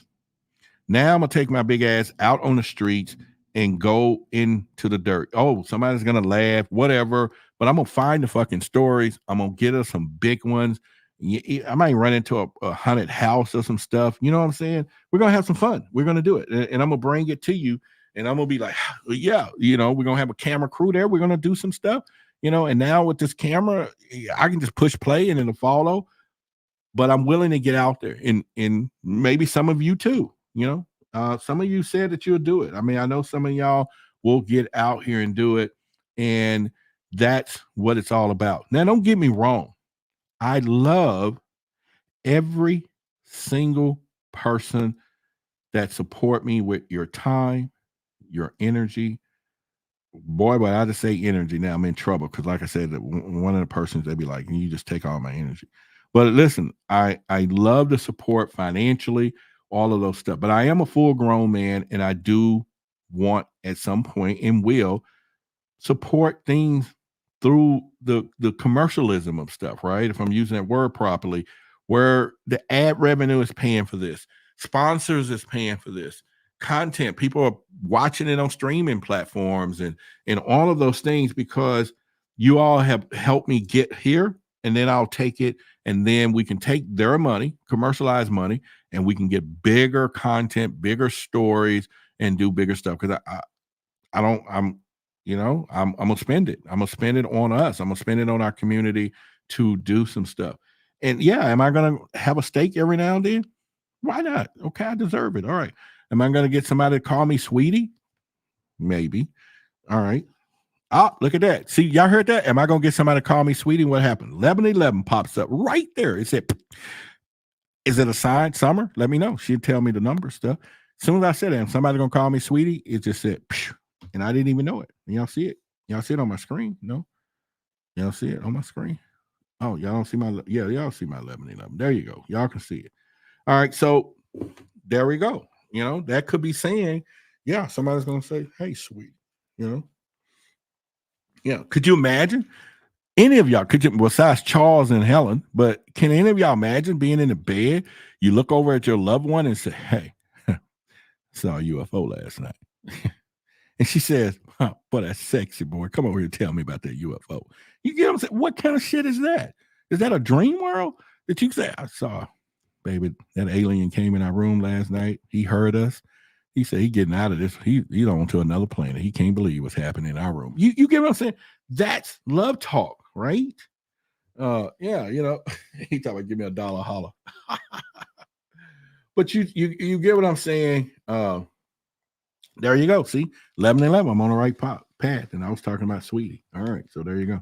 So I'm just saying that we are in an incredible place and time, and that we can do some incredible things in pretty much. My sister Renee, why Hopwood? She's gone home. However, she told us. Okay, maybe I'm missing the conversation, but well, cool. You know what I'm saying? So I'm just preaching here to say Philly Cat says one of my brothers in the Marines, a decade in the Air Force doing the Grenada, and oh, you want ghosts? Okay, yeah. So yeah, it's one of those things. And doing got ghosts for your ass. All right, cool. We good. You know what I'm saying? And That's all right. Thank you. See, Rainbow Light says we love you, and Fluffy is always sweet. Y'all saying that shit though, so you got to be having a fluffy man around your ass 24/7, 12, 365 plus OT. We love hard, and you know what? I'm just this way because I was stressed out. I gained 180 pounds in my last marriage. Seriously, 180 pounds from stress.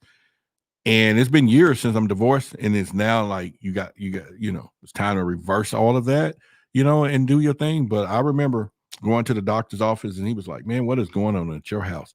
He was checking out my vitals and stuff. He said, "You're gonna be dead soon.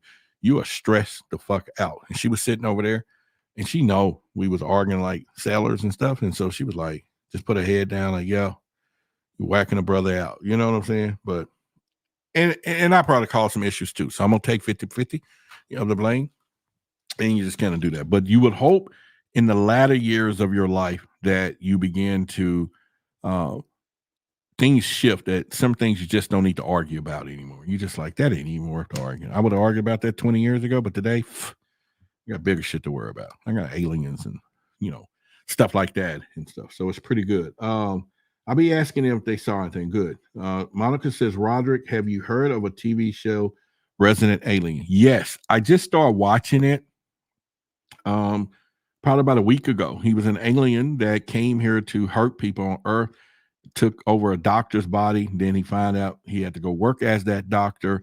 And I think I've just started watching him, only probably on episode 2 or 3, but it looks like he's starting to care just a little bit about his job. So I'm sure that this dude is going to evolve. But yes, I'm looking at it now, if we're talking about the same show.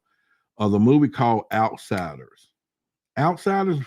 Now, Outsiders, was that an old movie with them kids or something? Because you ain't, what show y'all talking about? You're eating your feelings. Ain't nobody worth your help, homie. I know, right? You know what? Y'all be a psychiatrist or something. But yeah, what movie you talking about? Me and the Moon, Outsiders. I think if the one only Outsiders I remember, it was some kids, and they was all like a little group in the neighborhood or something, and they all came together. But other than that, yes, the black kid and his girl interest got abducted. Oh, really? I need to check that out. I don't remember that part. Yeah, I don't remember. I tell you what, though, the one show that I was watching a while back that was just funny as hell was Surreal Estate. If y'all seen that damn thing on Hulu right now, but it was on Netflix or Amazon back in the day. But man, they were realtors, and they go to these houses that are ghosts, and they're the only one who can sell them. And they got names for every ghost. Oh, that's a 228 ghostly, or this is a 607, whatever. It's just so freaking funny. The show is just cool. And they canceled it, but I think I heard them bringing it back. So it is something that's pretty cool. But I don't remember the Outsiders part, the black kid and his girl for that. I'm just trying to think if I remember. Let's see here. No, I haven't seen this one. Thank you, Me and the Moon. No, I have not seen this one. All right. Where is it? Where can I watch it at now? Like, where can it be watched? On what? While I look and see. I like to think my love, aka Cookie Made Hubby Fluffy. You mean your hubby? Your husband? You married, right? Rainbow White. You said I like to think my love, aka on BET Plus. Oh, okay. Yeah, I don't have that. I'm subscribed to BET. Yeah, maybe you can give me your password. Some right, sharing passwords these days. But I don't have BET. I think I can get it through Paramount, though, right? Is that the same? Paramount? I think I've seen that. Yeah, and pretty much. But I would love to check that out. Well, cool. All right, you got me. All right, cool. All right. Cool. But yeah, so back to what I was saying. So I'm gonna get Daryl. I'm gonna get a few of them. We're gonna do our first kind of webinar, and so if you all gonna be interested in it, I'm gonna start putting the website up. We'll pick some dates. It'll probably be about 4 or 5 hours. Each probably will speak about 45 minutes, and then we'll do a group panel after that. It'll be a paid webinar, but is to support what we're doing and to grow and to get more people, because the more resources I have, I can get people. And then, of course, we will get other stories that you never heard of and some other stuff. So I think it would be pretty good from there. Somebody said, I got Alf, the one that everybody remembers. And happy birthday, Rod Bogrod. What you mean, Big Rod? See, that's another thing too. I'm not afraid of it, but you walk and somebody say, "Hey, what's up, Big Rod?" And I think I told y'all the story about the little boy who walked up to me and asked me when my baby was due. Yeah, I think I told y'all about that. Oh my God! But anyway, that's a mother problem. And they did a remake of Outsider. We're talking about Patrick Swayze. Yeah, Rob Lowe. So, all right. So that's the one I was thinking of. Philly Cat was what she was saying, but she just sent me the picture. That's not it. So yeah, I was thinking something else.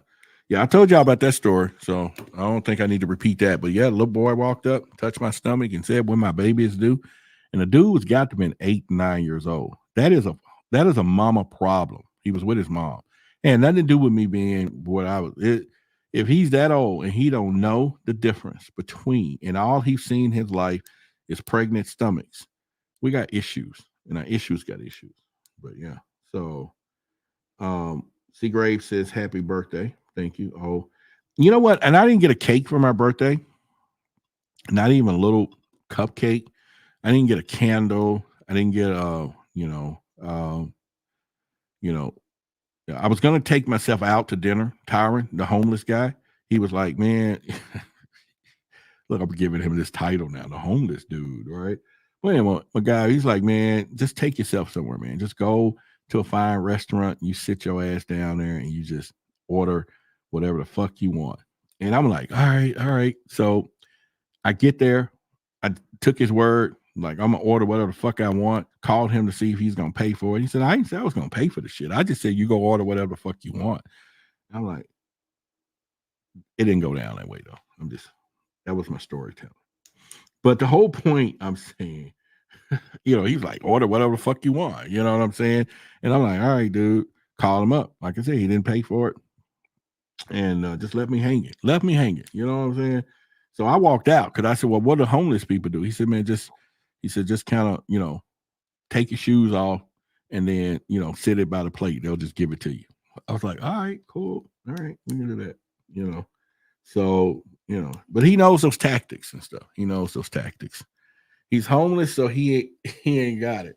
Well, I mean, that ain't the point, though. If you tell me, if anybody, it's like, I remember one time I had this girl. This was long time ago.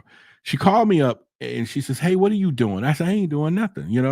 She said, "Well, good, great. You want to go to the movies?" I was like, "Hell yeah, let's go to the movie."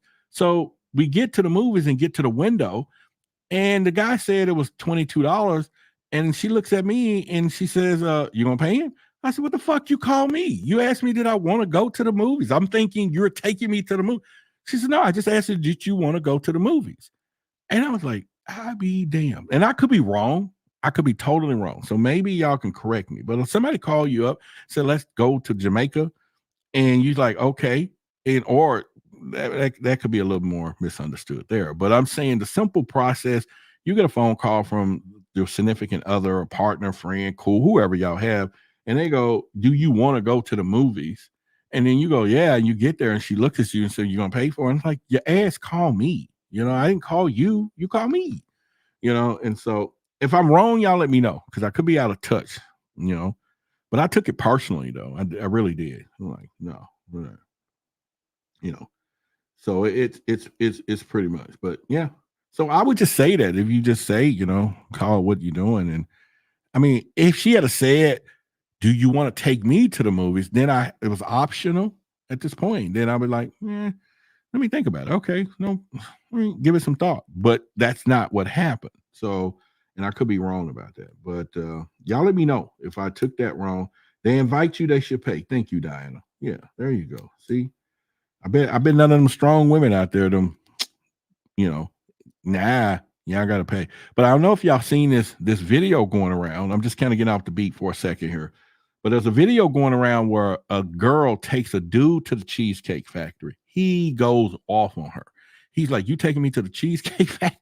She's like, yeah, blah, blah, blah. He's like, you taking me to the Cheesecake Factory. Do I look? And then he called his homeboys, like, man, this girl taking my ass to the Cheesecake Factory. Just the opposite, right? Oh, that shit is hilarious. Oh, my God. You should have seen the look on her face. She was like, huh? She said, they got good stuff. He said, yeah, but I don't, what I'm saying. He said, what do they have here? She said, they got all kinds of stuff. He's like, yeah, but, look good. But you taking me, I'm such and oh, my, it was so fucking funny. I thought it was funny. Really funny, But anyway, yeah, Cheesecake Factor is nice and all of that. So, and I think that's one of it. But I will say this, this is the society and life that we're in, and these are things that, and I'm gonna give anybody this advice, woman or man. If you run into a situation like that, and somebody's telling you that this is their lifestyle, you need to be buying me Gucci purses or taking me over here and buying me Air Jordans for this guy, you just tell them, pull out your bank receipt and show me that you already been shopping at these stores. And if they can't show you that this is their lifestyle, then they're lying anyway. And I'm not saying they got other stuff that look like it in the closet because somebody else was sucker enough to buy it. But, and if they are living that lifestyle, you tell them go ahead, do whatever they want. And I'm not saying it's bad either, because you could have standards, and we all want to do some stuff. And I will say, based on my new bag that I will probably have in the future, I will probably do something a little different. So if I do go to the duck pond with a woman, I'll bring bread this time than just bringing a donut to throw to the ducks. I'll bring a whole loaf. I'll bring 2 loaves of bread. You know what I'm saying? So you just, you just do it that way. But anyway, so let me look here. I've never been there, but I don't know. One close or wherever. Nothing is outstanding. She's bugging. I got that right. She's wrong with the Cheesecake Factory. Run. Me and the Moon says she loves the Cheesecake Factory. Cool. That's fine. Yeah, Air Jordans. Pete's brother, happy birthday to Compliment King. Thank you so much. Yeah. So I think it's so also, how many of you want to be a UFO investigator? MUFON is always looking for new help to become. When we do Project Black, eventually we're going to have our own what you call whatever it is, bylaws and stuff for our organization. And eventually we're going to try to start communicating or building our own database for UFO sightings and everything else too. So that's going to be something that we're going to be doing. And so if you got access of doing that, I would encourage you to be part of MUFON or any of these other organizations, because you will get some good knowledge. That's for damn sure. You damn sure get some good knowledge, and that'll be pretty good. Me and the Moon says me. All right. Yeah. Yeah. And if any of you, that, get sleepy or all of that a lot, if you need some help with the test, I got you, I'll do that. And so if you need me, fine. Tony Reed said, happy birthday. Thank you. Question: what do UFO investigators do? Well, when you with MUFON, what would happen is everything gets streamlined. So they get thousands of reporting. So they have a database. And when somebody reports a UFO, they go into the database and submit the prevalent information, time, dates, weather, everything they can name.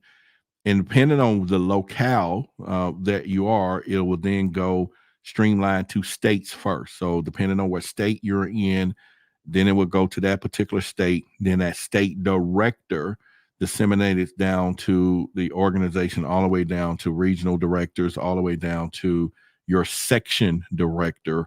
And then at that point, it will be issued to people. So like here in Dallas, Fort Worth, there may be 10, 15, not 15, but maybe 5 or 6, 7 people. And we all have different regions. And so depending on those cases, they have now become a little more liberal, where a person in Texas could work on somebody's case in California, because what's happening is Texas, California, Florida, these are hotspots. So we stay pretty busy, but there are some states that people are UFO investigators that don't get a case assigned to them because there's just nothing happening. Now, one of the privileges of that, being a UFO investigator with MUFON, you do have access on the back end to the CRM, so you can have access to any reports all over the planet, right? So wherever they're coming in, so you can read them, you can see the investigators' disposition of the case. So when we first get a case, the first thing we're going to do is go through all the information. Then if it's photographs, if it's video, they teach us how to do video analysis, photo analysis. And one of the tricks to photo analysis, I forewarn a lot of people, is that, there's a lot of people that she said, I'm taking back my sweetie. Wow, what happened? What did I do? What did I say? Oh my God. Now, how do I feel if you just said you taking, y'all, I'm gonna put this on the screen so y'all know who said it. So y'all tell her to give it back. I need it. She said, I'm taking back my sweetie. Now, did I miss her comment? Did she say something that I didn't look over and read it and acknowledge it? Or did I say something that I wasn't supposed to say or something? But she took back the sweetie. Now, how do you do that? What if I was dating this person and she says, I'm going to take back the sweetie? Now, I'm not going to ever ask back for the love that I give you. I would never ask back for the loving, the being who I am. I want you to keep it and stack it up. I don't want to never take away. I would never take away. And she took away the one thing that I said to y'all earlier that no one's ever just said to me, at least I don't remember, hey, sweetie, what are you doing? And she took it back. She took it back. You said I'm too sleepy to be. I didn't say you. You thought I was talking about you. Why would you think that? See, I want to be able to come home, and if you were my gal, and tell you how my day was, and I don't want, and I say, you know what? This person's just crazy. And I don't want you to jump up out of bed. You talking about me? You calling me crazy? I'm like, no, baby, sweetie, you're not crazy. You're not crazy. Even though you could be, but we're not going to say it in our relationship. Even though you got paperwork say you're nuts. You know what I'm saying? But we're not going to use that in our relationship. Even you got past people calling you crazy, but I'm not saying that. I'm not going to do that. Well, anyway, let me bag up. So hopefully I get the sweetie back. All right. So we have happy birthday, Rod. Love the content. Keep it up. Keep it coming, brother. Big L. Appreciate it. There we go. All right. So we got that pretty much. All right. So what'd you say? Dame and Gemini or whatever? Is that the sign? Or what? I love sleepy. See, now y'all, okay, we got a sleepy movement. We want the motherfucking sweetie back. Give it back. All right, that's what I'm talking about, Summer. See, we want the sweetie back. Give it back. I know, right? I made a big deal. Right now, she should be like, sweetie, sweetie, sweetie, all the way across the board. She said, I will summer at some point. Oh, that means the dude got some real stuff to do. You know what I'm saying? See, now you have to conditional love. You won't now it's unconditional. It's conditional. I'll give it back to him, but, and I don't care. I'm gonna give you love all the day long. I'm just letting y'all know. I'm just loving. All right. So 10 years. Oh my God. Stupid typos. Okay. That was like 3 minutes long. Ain't no refunds though, sweetie. That's what I'm talking about, Damon. There you go. Ain't no refunds. Ain't no refunds on sweetie. You know what I'm saying? Ain't no refunds. You give it, you give it. You know, it's a party. All right. Roderick loves sweetie. Yeah, come on, y'all. Okay. Love sweets. No, I don't love sweets as much as I did, but I don't know about all that. But yeah. But anyway, so what I was going to tell you about the UFO investigations, a lot of time people submit photographs and they submit photos to tell you, here's a picture that I taken of some kind of incident or UFO sighting or whatever. Oftentimes they put into the report the day and time when it happened. It's real easy, and people don't know it, that your photo has metadata. So I'm going to tell all you men and women, if you cheat and if you don't think that is a way for you to get caught. So for example, if you were cheating and then you sent him a picture that you and your homegirls was at the club, and it's an old picture, and the metadata in that picture was sent. And if he knew how to check it, or he or she knew how to check it, they can see the GPS coordinates that metadata was over at Rick's house. And you'd be like, because we get it all the time. We get pictures and they be claiming that they took it while they was at the house. And the metadata is all embedded. You can't see it, but it's there. Forensics will let you see it. I mean, like, why are they lying? They pulled it. It'll say they pulled it off Facebook, or they got it from this person's camera. It's just there. Yeah. And Rod, I could murder a peanut butter jelly sandwich like nobody's business. Rod, do you prefer UAP or UFO?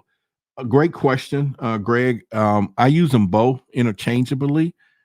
Now, UFOs is the more common knowledge if you were doing ad copy and you wanted people to kind of the world of it. UAPs is a new term that was dubbed some years back, but it took the stigma of UFOs away, unidentified flying objects, to unidentified aerial phenomena.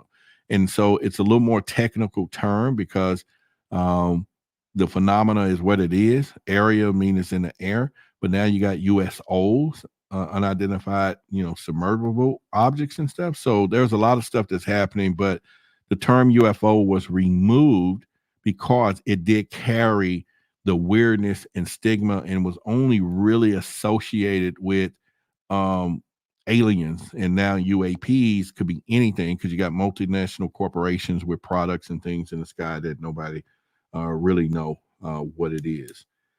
That sounds good. Complex, organized, their way of investigating stuff. So anyway, so once you do the metadata, the photos, you can go back and there's a couple of tools that we use to look at the past weather. I mean, I can go back to the past weather to the moments within a 30-minute increment for years back. So if somebody said, in the report, they looked up, they saw it was 30,000 feet up, or I saw it. And then when I pull up the data and the exact time, wind speed, everything where they were, and it'll show me clouds. And I'm like, they couldn't have seen that. They couldn't have seen it. And then sometimes the opposite is clear sky. They could have seen it. So we check that. We check star constellations, satellite movements, because did they see a satellite? We do air traffic control. I can pinpoint, was there an airplane over that point at that time, especially when it comes down to things in the sky. Then we can also cross-reference their particular description of the item or the object that they're seeing. If somebody else reported it, if somebody else reported in the neighborhoods, or have this person been a habitual reporter, reporting.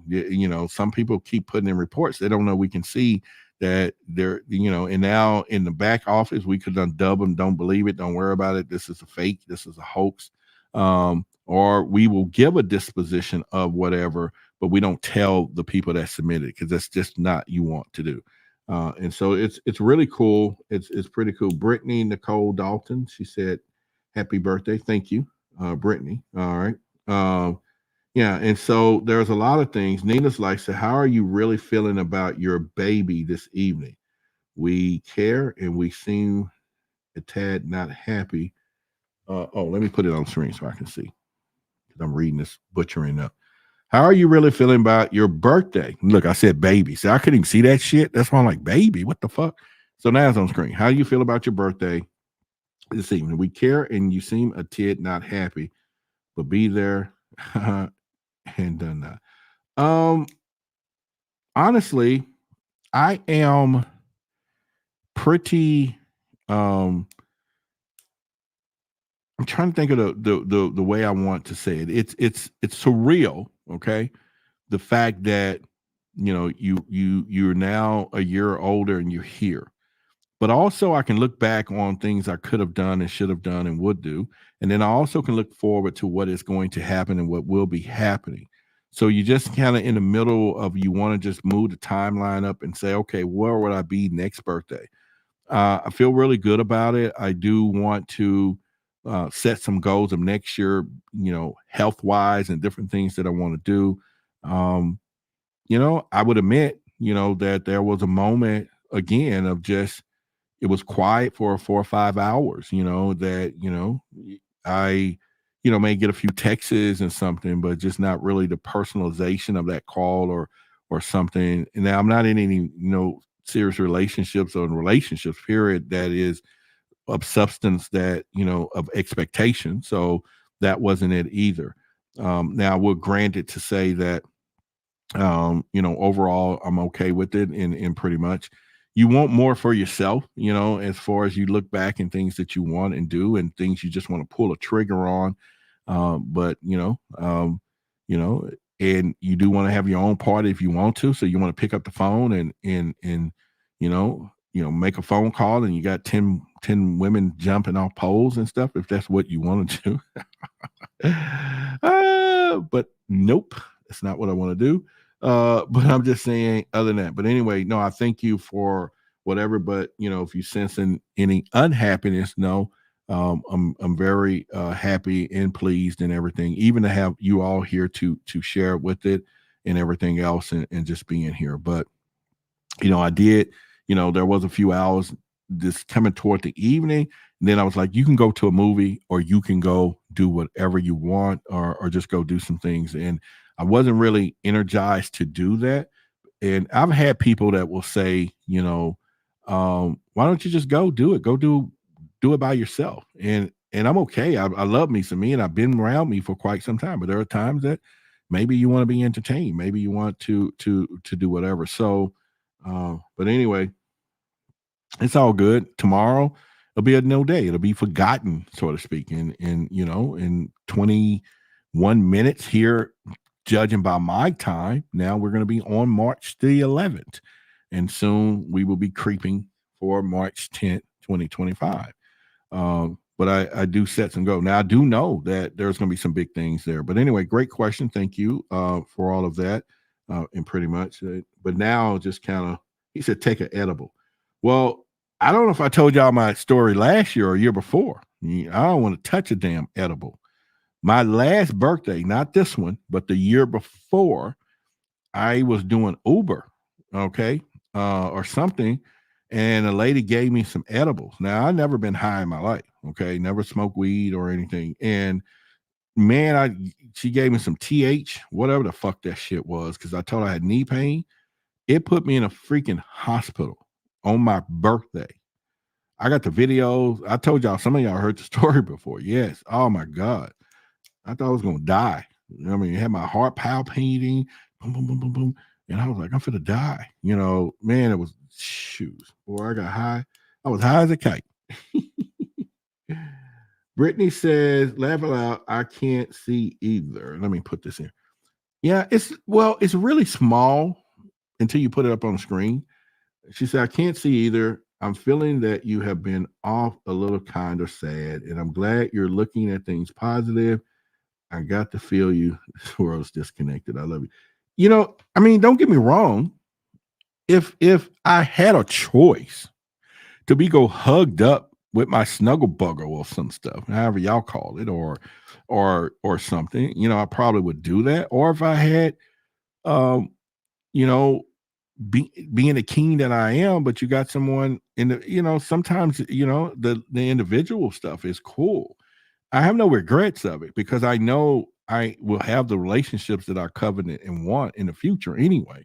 And I have focused and done the foundation of what I'm doing, to put things together to be a better provider and all of that stuff. So the prize of that, the value of that is rising daily with a D, and all of that. But it's good if there's somebody close enough to you that can sense, things and are able to understand those things, that's fine. But it is a one of those deals. But I'm enjoying them here, pretty much. Yeah, shoot, man, I went in the hospital, man. I was high as a cake. They were laughing at my ass. I thought I was about to die. Oh my God. Calling ambulance and everything. I was going. His Highness, thank you, Summer. And the next one is the Matrix. Love the edibles. Yeah. So all right. So how many people are single in this thing? Just any of y'all. We might do some matchmaking for all of y'all in here. So how many of y'all are single? And we talking single, like you're a single, like spiritually, mentally, financially, or whatever. You just single. You just like, if you ran into the one tomorrow, you can say, I can move forward and talk to this person if you wanted to. Single waiting to date an alien. Okay. Philly Cat, me, single. All right. Laura, I don't know the other me's. If y'all saying it early, me going on 3 years. What? Maybe the chat moved pretty fast. So if y'all saying you're single, say it again, because I don't know if those me's that's up there earlier, me going on 3 years, if that means single or something else. So he wants to know who is out there. I'm gonna do matchmaking, my friend, as well, for people. All right. So RH who, I don't even know how you spell that, but I'm butchering it. Me. And okay, so yep, single, me. All right, so okay, so we got 3 single people out there. That's an odd number, at this point. Yeah. Seagrave, okay. A dating app for people who want to know why the big secret. I know. Oh, she said, I've been single for 3 years by choice and since my husband died. Sorry to hear that for your loss. And yeah, sorry to hear for your loss and everything. And so she says she choose to be single. Okay. I mean, again, so if you find that, space, that's what you want, and that's how you want to be and become and have, more power to you, to any of you, right? At any given point. But anyway, yeah, condolences to you and May. You know, y'all have children and everything too. From Teddy said he's single. I had to learn to love myself. It's been hard. Well, yeah, I mean, and a lot of people will say self-love and where is the rabbit hole of that, right? Whether you love yourself this way, or do I love myself when I still pick up a chocolate donut or something, or eating a zero, which is one of my favorite candy bars. Is it self-love, or is it not being aware, or all of those things? So I think at the end of the day, the love is where we're at. So the Luna, ready to mingle, sci-fi girl. All right. She says she's ready to mingle. Single. All right. Well, that's cool. So we got 70, 80 people in here. We got 3 single people. The rest of y'all in relationships. That's cool. Fantastic for you, right? Fantastic. I'm single by choice as well. Very picky. Now, all right. One daughter. Why are you asking? I just asked. Charles, you ain't single, so you ain't putting nothing in this chat. What are you talking about? My God bless you and your family. We would keep you. Oh, okay. Thank you. I'm like, nah, I didn't see what he was writing. I'm like, you ain't single. We know that. Helen already looking at him like, what? You typing an answer for that? No, I'm telling someone condolences. All right. Yeah. My 15-year-old son, unfortunately and sadly, was killed this past May. He was in a tragic ATV incident, and I have a daughter, 20 years old, still alive. Oh my God. You actually, all right. So we're really, really, and I didn't mean to open up any wounds or anything, but I'm glad you was able to share. And so you have the blessing and condolences from our whole community. So y'all send positive energy that way. So y'all send her in there. Damien said, or maybe there are other people that are thoughting and he said they're thoughting. Oh my God. Okay. Yeah. No, you did. Okay, thank you, Brittany. All right. So yeah, so y'all give her some positive energy anyway. And boom, boom, boom from the community. No, you weren't being negative. Who said that at all? No, you weren't being negative. If anybody said it, I didn't see it. And if I got moderators and y'all people saying something out of the whack, then jump on it. All over YouTube, they're trying to scare people about the upcoming eclipses. Yeah, I mean, we get that all the time. I get calls about eclipses and people are saying that. So that's not something that's not uncommon. And all I can say is you are fine. All right. No, I'm sorry, even with my wife, Helen. He's happy. Yeah. We're happy that you have with us. Yes. for all the ladies in the chat. Yeah. Yeah. I'm glad that I could share things to everyone. Right? Yeah, you're cool. Yeah, it's all good. We here. This is, although, I get emails all the time and people say, when you do some of these lives, you get off the reservations of UFO topics and stuff, which is cool.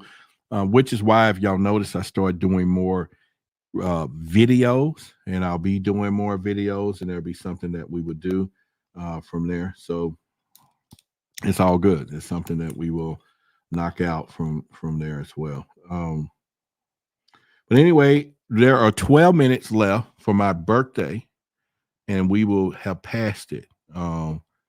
If you want to, I'm gonna put my Cash App up now. If y'all want to, if it's a penny, I don't care what it is.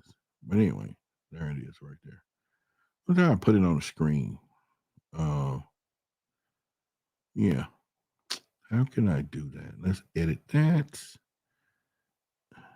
Let's edit that. Let's there. All right, I'm gonna put it there. All right, so tomorrow will be someone else's day. All right.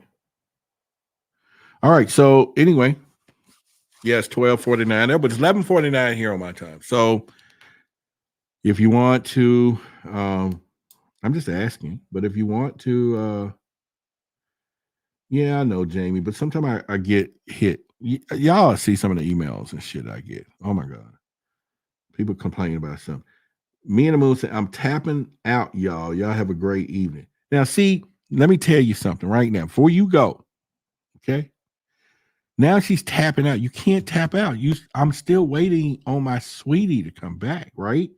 Now she's gonna leave and leave me hanging with the sweetie. You know what I'm saying? Could you imagine the woman tell I'm tapping out? I'm not gonna call you sweetie anymore tonight, Okay, she said happy birthday again, sweetie. All right, thank you. Y'all see I'm blushing now, like, okay, thank you. Well, damn did I have to pull some teeth to get that out. But thank you. I really thank you for being sincere in doing that. She said, I just sent it. I appreciate it. No problem. All right. It's all good. It's all good. All right. So anyway, 10 minutes, and then we will get all of you out of here because we've been here a couple of hours. But I'm just telling you, I love you guys. I love what I do. And we're gonna do more of this. We're gonna have some great stuff. And when we put some stuff together, and we do. Sending love to everyone. All right. So y'all give me and the Moon her kudos and kisses and sweets out. She's out. Damon said, I say I walk under the ladder holding a black. Happy birthday, my love. All right, I got that one. All right, hit the like button. Yes, y'all hit the like button. All of that stuff. Rod is a sweetness. Give him his sweetie back. All right, that's cool. Nina's life. And any of y'all got a YouTube channel? Any of y'all have YouTube channels? All of that stuff. So y'all let me know if y'all have, because it's good to know some of y'all, but since I don't, know what some of y'all look like, and y'all all know what I look like, but it's cool. That's why we're gonna have our live events and stuff pretty soon, where we meet and greets, and then we can turn around, because I want to take a group picture with everybody. We all hugging and got our shirts and we talking. We all got alien shirts and maybe got our own slogan of saying "fuck the work." You know what I'm saying? Yeah, we got our alien shirts. You non-believers. Whatever. We create our own thing. Good evening. I'm getting more and more lives. I'm grateful. Enjoy the moments. Thank you. And that will be cool. Yeah, we're gonna do that. Not brave enough to do a YouTube channel. Why not? I mean, unless you got a face for radio, I get it. But who's to know that though, right? Yeah. We can. Yeah, we're gonna do a group photo, and we're gonna. I'm telling you, I'm gonna bring all us together. I'm gonna bring all our ass together, y'all. We're gonna do it. I'm telling you, we're going to do it. No channel with 18 subscribers. How does that happen, right? Yeah. Yeah. So now y'all got to start sharing the channel, sharing videos. And so this week, y'all going to see some magic. Y'all going to really see magic this week. I'm telling you, it's going to be beautiful. You're going to see some magic. And we're going to do it. We're going to do some crazy stuff. And then when, like I say, when the nursing paranormal, going to be a podcast. She said, I just sent something to you. Okay. Let me see here. Did I get that? My cash out? Let me see, girl. Well, it ain't got here yet, but maybe it will, but not yet. Yeah. Not yet. Not yet. Oh, yeah. But that's the one right there. That's him. That's it right there. Let's see. No, I didn't get anything, Brittany. Not yet. And yeah, that's him. Yeah, that's the one right there. Oh, I just did. Thank you, Brittany. Okay. Appreciate it. Appreciate the love there. Thank you very much. Yeah. Thank you very much there. Laura says she can do magic. Summer says sugar pie, honey bun. You know what I need? I can't help myself. All right now. Okay. I got videos of my birds. All right. Y'all give a shout out to Brittany for.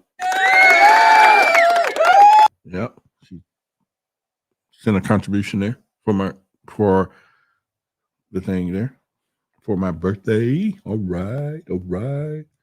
All right. Yeah. Charles says, I'm going to bed. I will see you in the next live. Miss Davis told me to say goodnight. Roderick, I'll give you a call when I'm done with court. Cool. All right, my brother. If you heard me, if you were still here, thanks. And all right, so 5 minutes left. Anything we want to talk about for 5 minutes? Because I'm going to leave on March the 11th. My time. It may be already your time, but March the 11th, my time, Central Time. Anybody else anything y'all want to talk about? Any questions y'all want to ask me? Anything else? And pretty much. And for those of you, if you feel anything that I was like, feeling whatever. Yeah. Well, Conscious Awards coming up. Look, I'm gonna say it now. Right. Yeah, we going. It's gonna be 3 days. Oh, I meant to tell y'all to vote for me tonight too. Shit, I forgot. Damn. Did you hear about the alien connection with missing 411? Yeah. We talk about that all the time. And actually, I was making videos. I had my guy making little stuff about that. I'll show you. Let me see if I got it. Check this out. Let me see.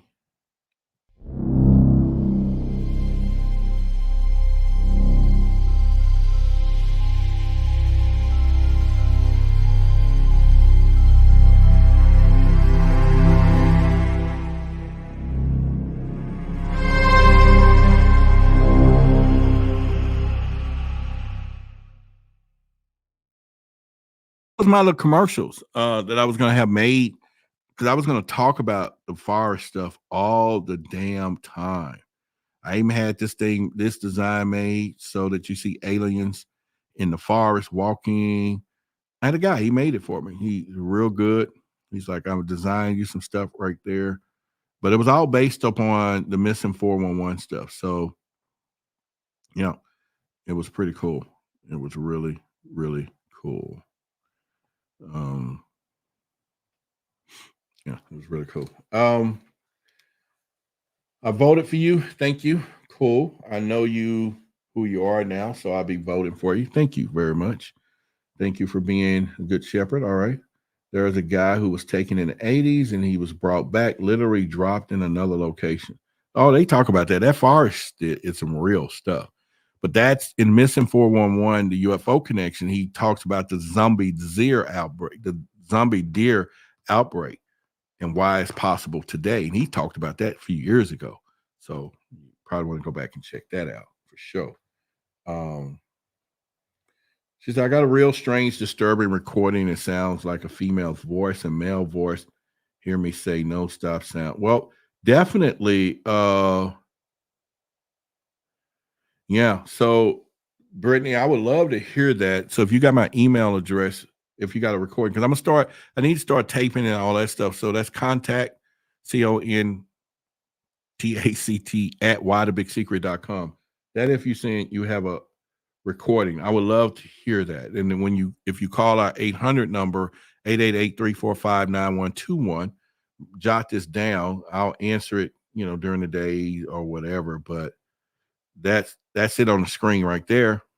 So if you have some high strangeness you want to talk about, you can email me and I can reach out, or you can call this number.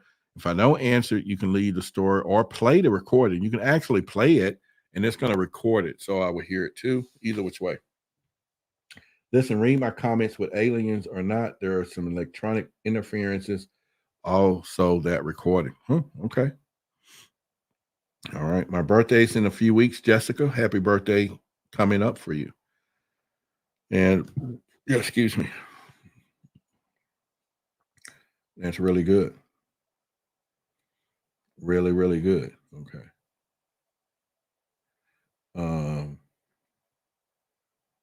Yeah. All right. So we got 1 minute. 1 minute. If anyone want to donate to the birthday cause right now is your time. It's your time. I don't care what it is, whatever it could be. You don't even have to. You can just say happy birthday. We're going to end it. We got 30 seconds, a minute left before midnight, and it's March the 11th. My birthday time is over, but you've been here with me a couple of hours. I appreciate you. I love you. Love each and every one of you. And I also say to my haters, if you're a hater and you're watching and all this, and I can still love you as you hate me. I may not want to meet you, but I still love you, even if you're hating on me. But if you are a hater and you've been here constantly hating on me, you're a fan. You're really a fan. Okay. You're just critical. You're just a fan. All right. It's cool. Be critical. I'm good with that. I feel embarrassed as hell that I was hard to post, and I will want to know what's messing with me. Thanks. That's cool. Like I said, we can talk about it. You can share the story intimately if you want. That's up to you. But I did put the email address. I mean, you got it. Contact at whythebigsecret.com is the email address.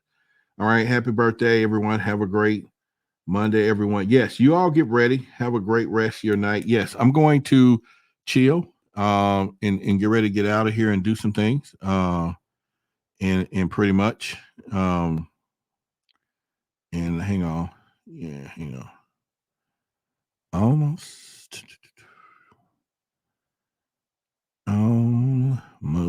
done with live. And okay, so haters think they hate, but they don't. All right, yeah. So anyway, good night, everyone. I want you all to kiss your loved ones, your hugs, everyone. Do everything that you say you do. Make love to yourselves, or if you can do that, or people that you care about, show the love, I should say. Thank you again for the birthday.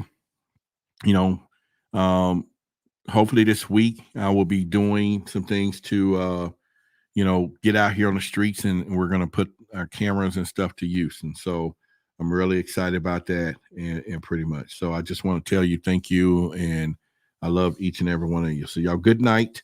Damon, if you're going to be up, I'll give you a call. If not, we can talk tomorrow. It's up to you. I'll be up for a few more hours, but since, I meant to call you back today, like I said. So it is the next day, but if you're going to be up, I'll give you a call. Send me a text if you let me know you're going to be up, and then I'll call you once I put all this stuff down and shut the lights and stuff off, and pretty much. But anyone else, like I said, good night. Love you, each and every one of you. I'm going to shut us out of here, and let's roll. Why did Ruby shoot Oswald? Was there a conspiracy? In a world Oh, I forgot to say I love y'all. Did I say I love y'all? I did say you that, right? Yeah. Okay. I just want to make sure. I just didn't want to just cut out on y'all without saying what I was going to say and all that stuff. But anyway, good night. Oh, let's go. Why did Ruby shoot Oswald? Was there a conspiracy?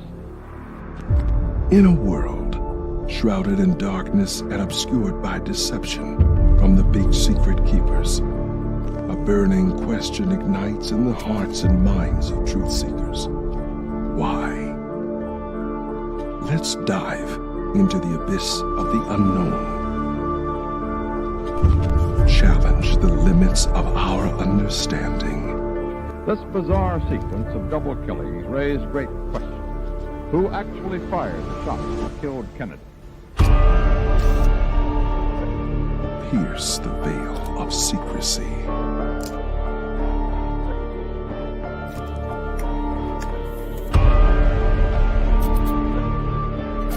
Cattle found dead and the manner of their deaths are a real mystery. Anyone who is concerned about lead in the drinking water in Flint. And venture into the realm of conspiracies and extraterrestrial evidence. A huge explosion now, raining debris on all of us. We better get out of the way.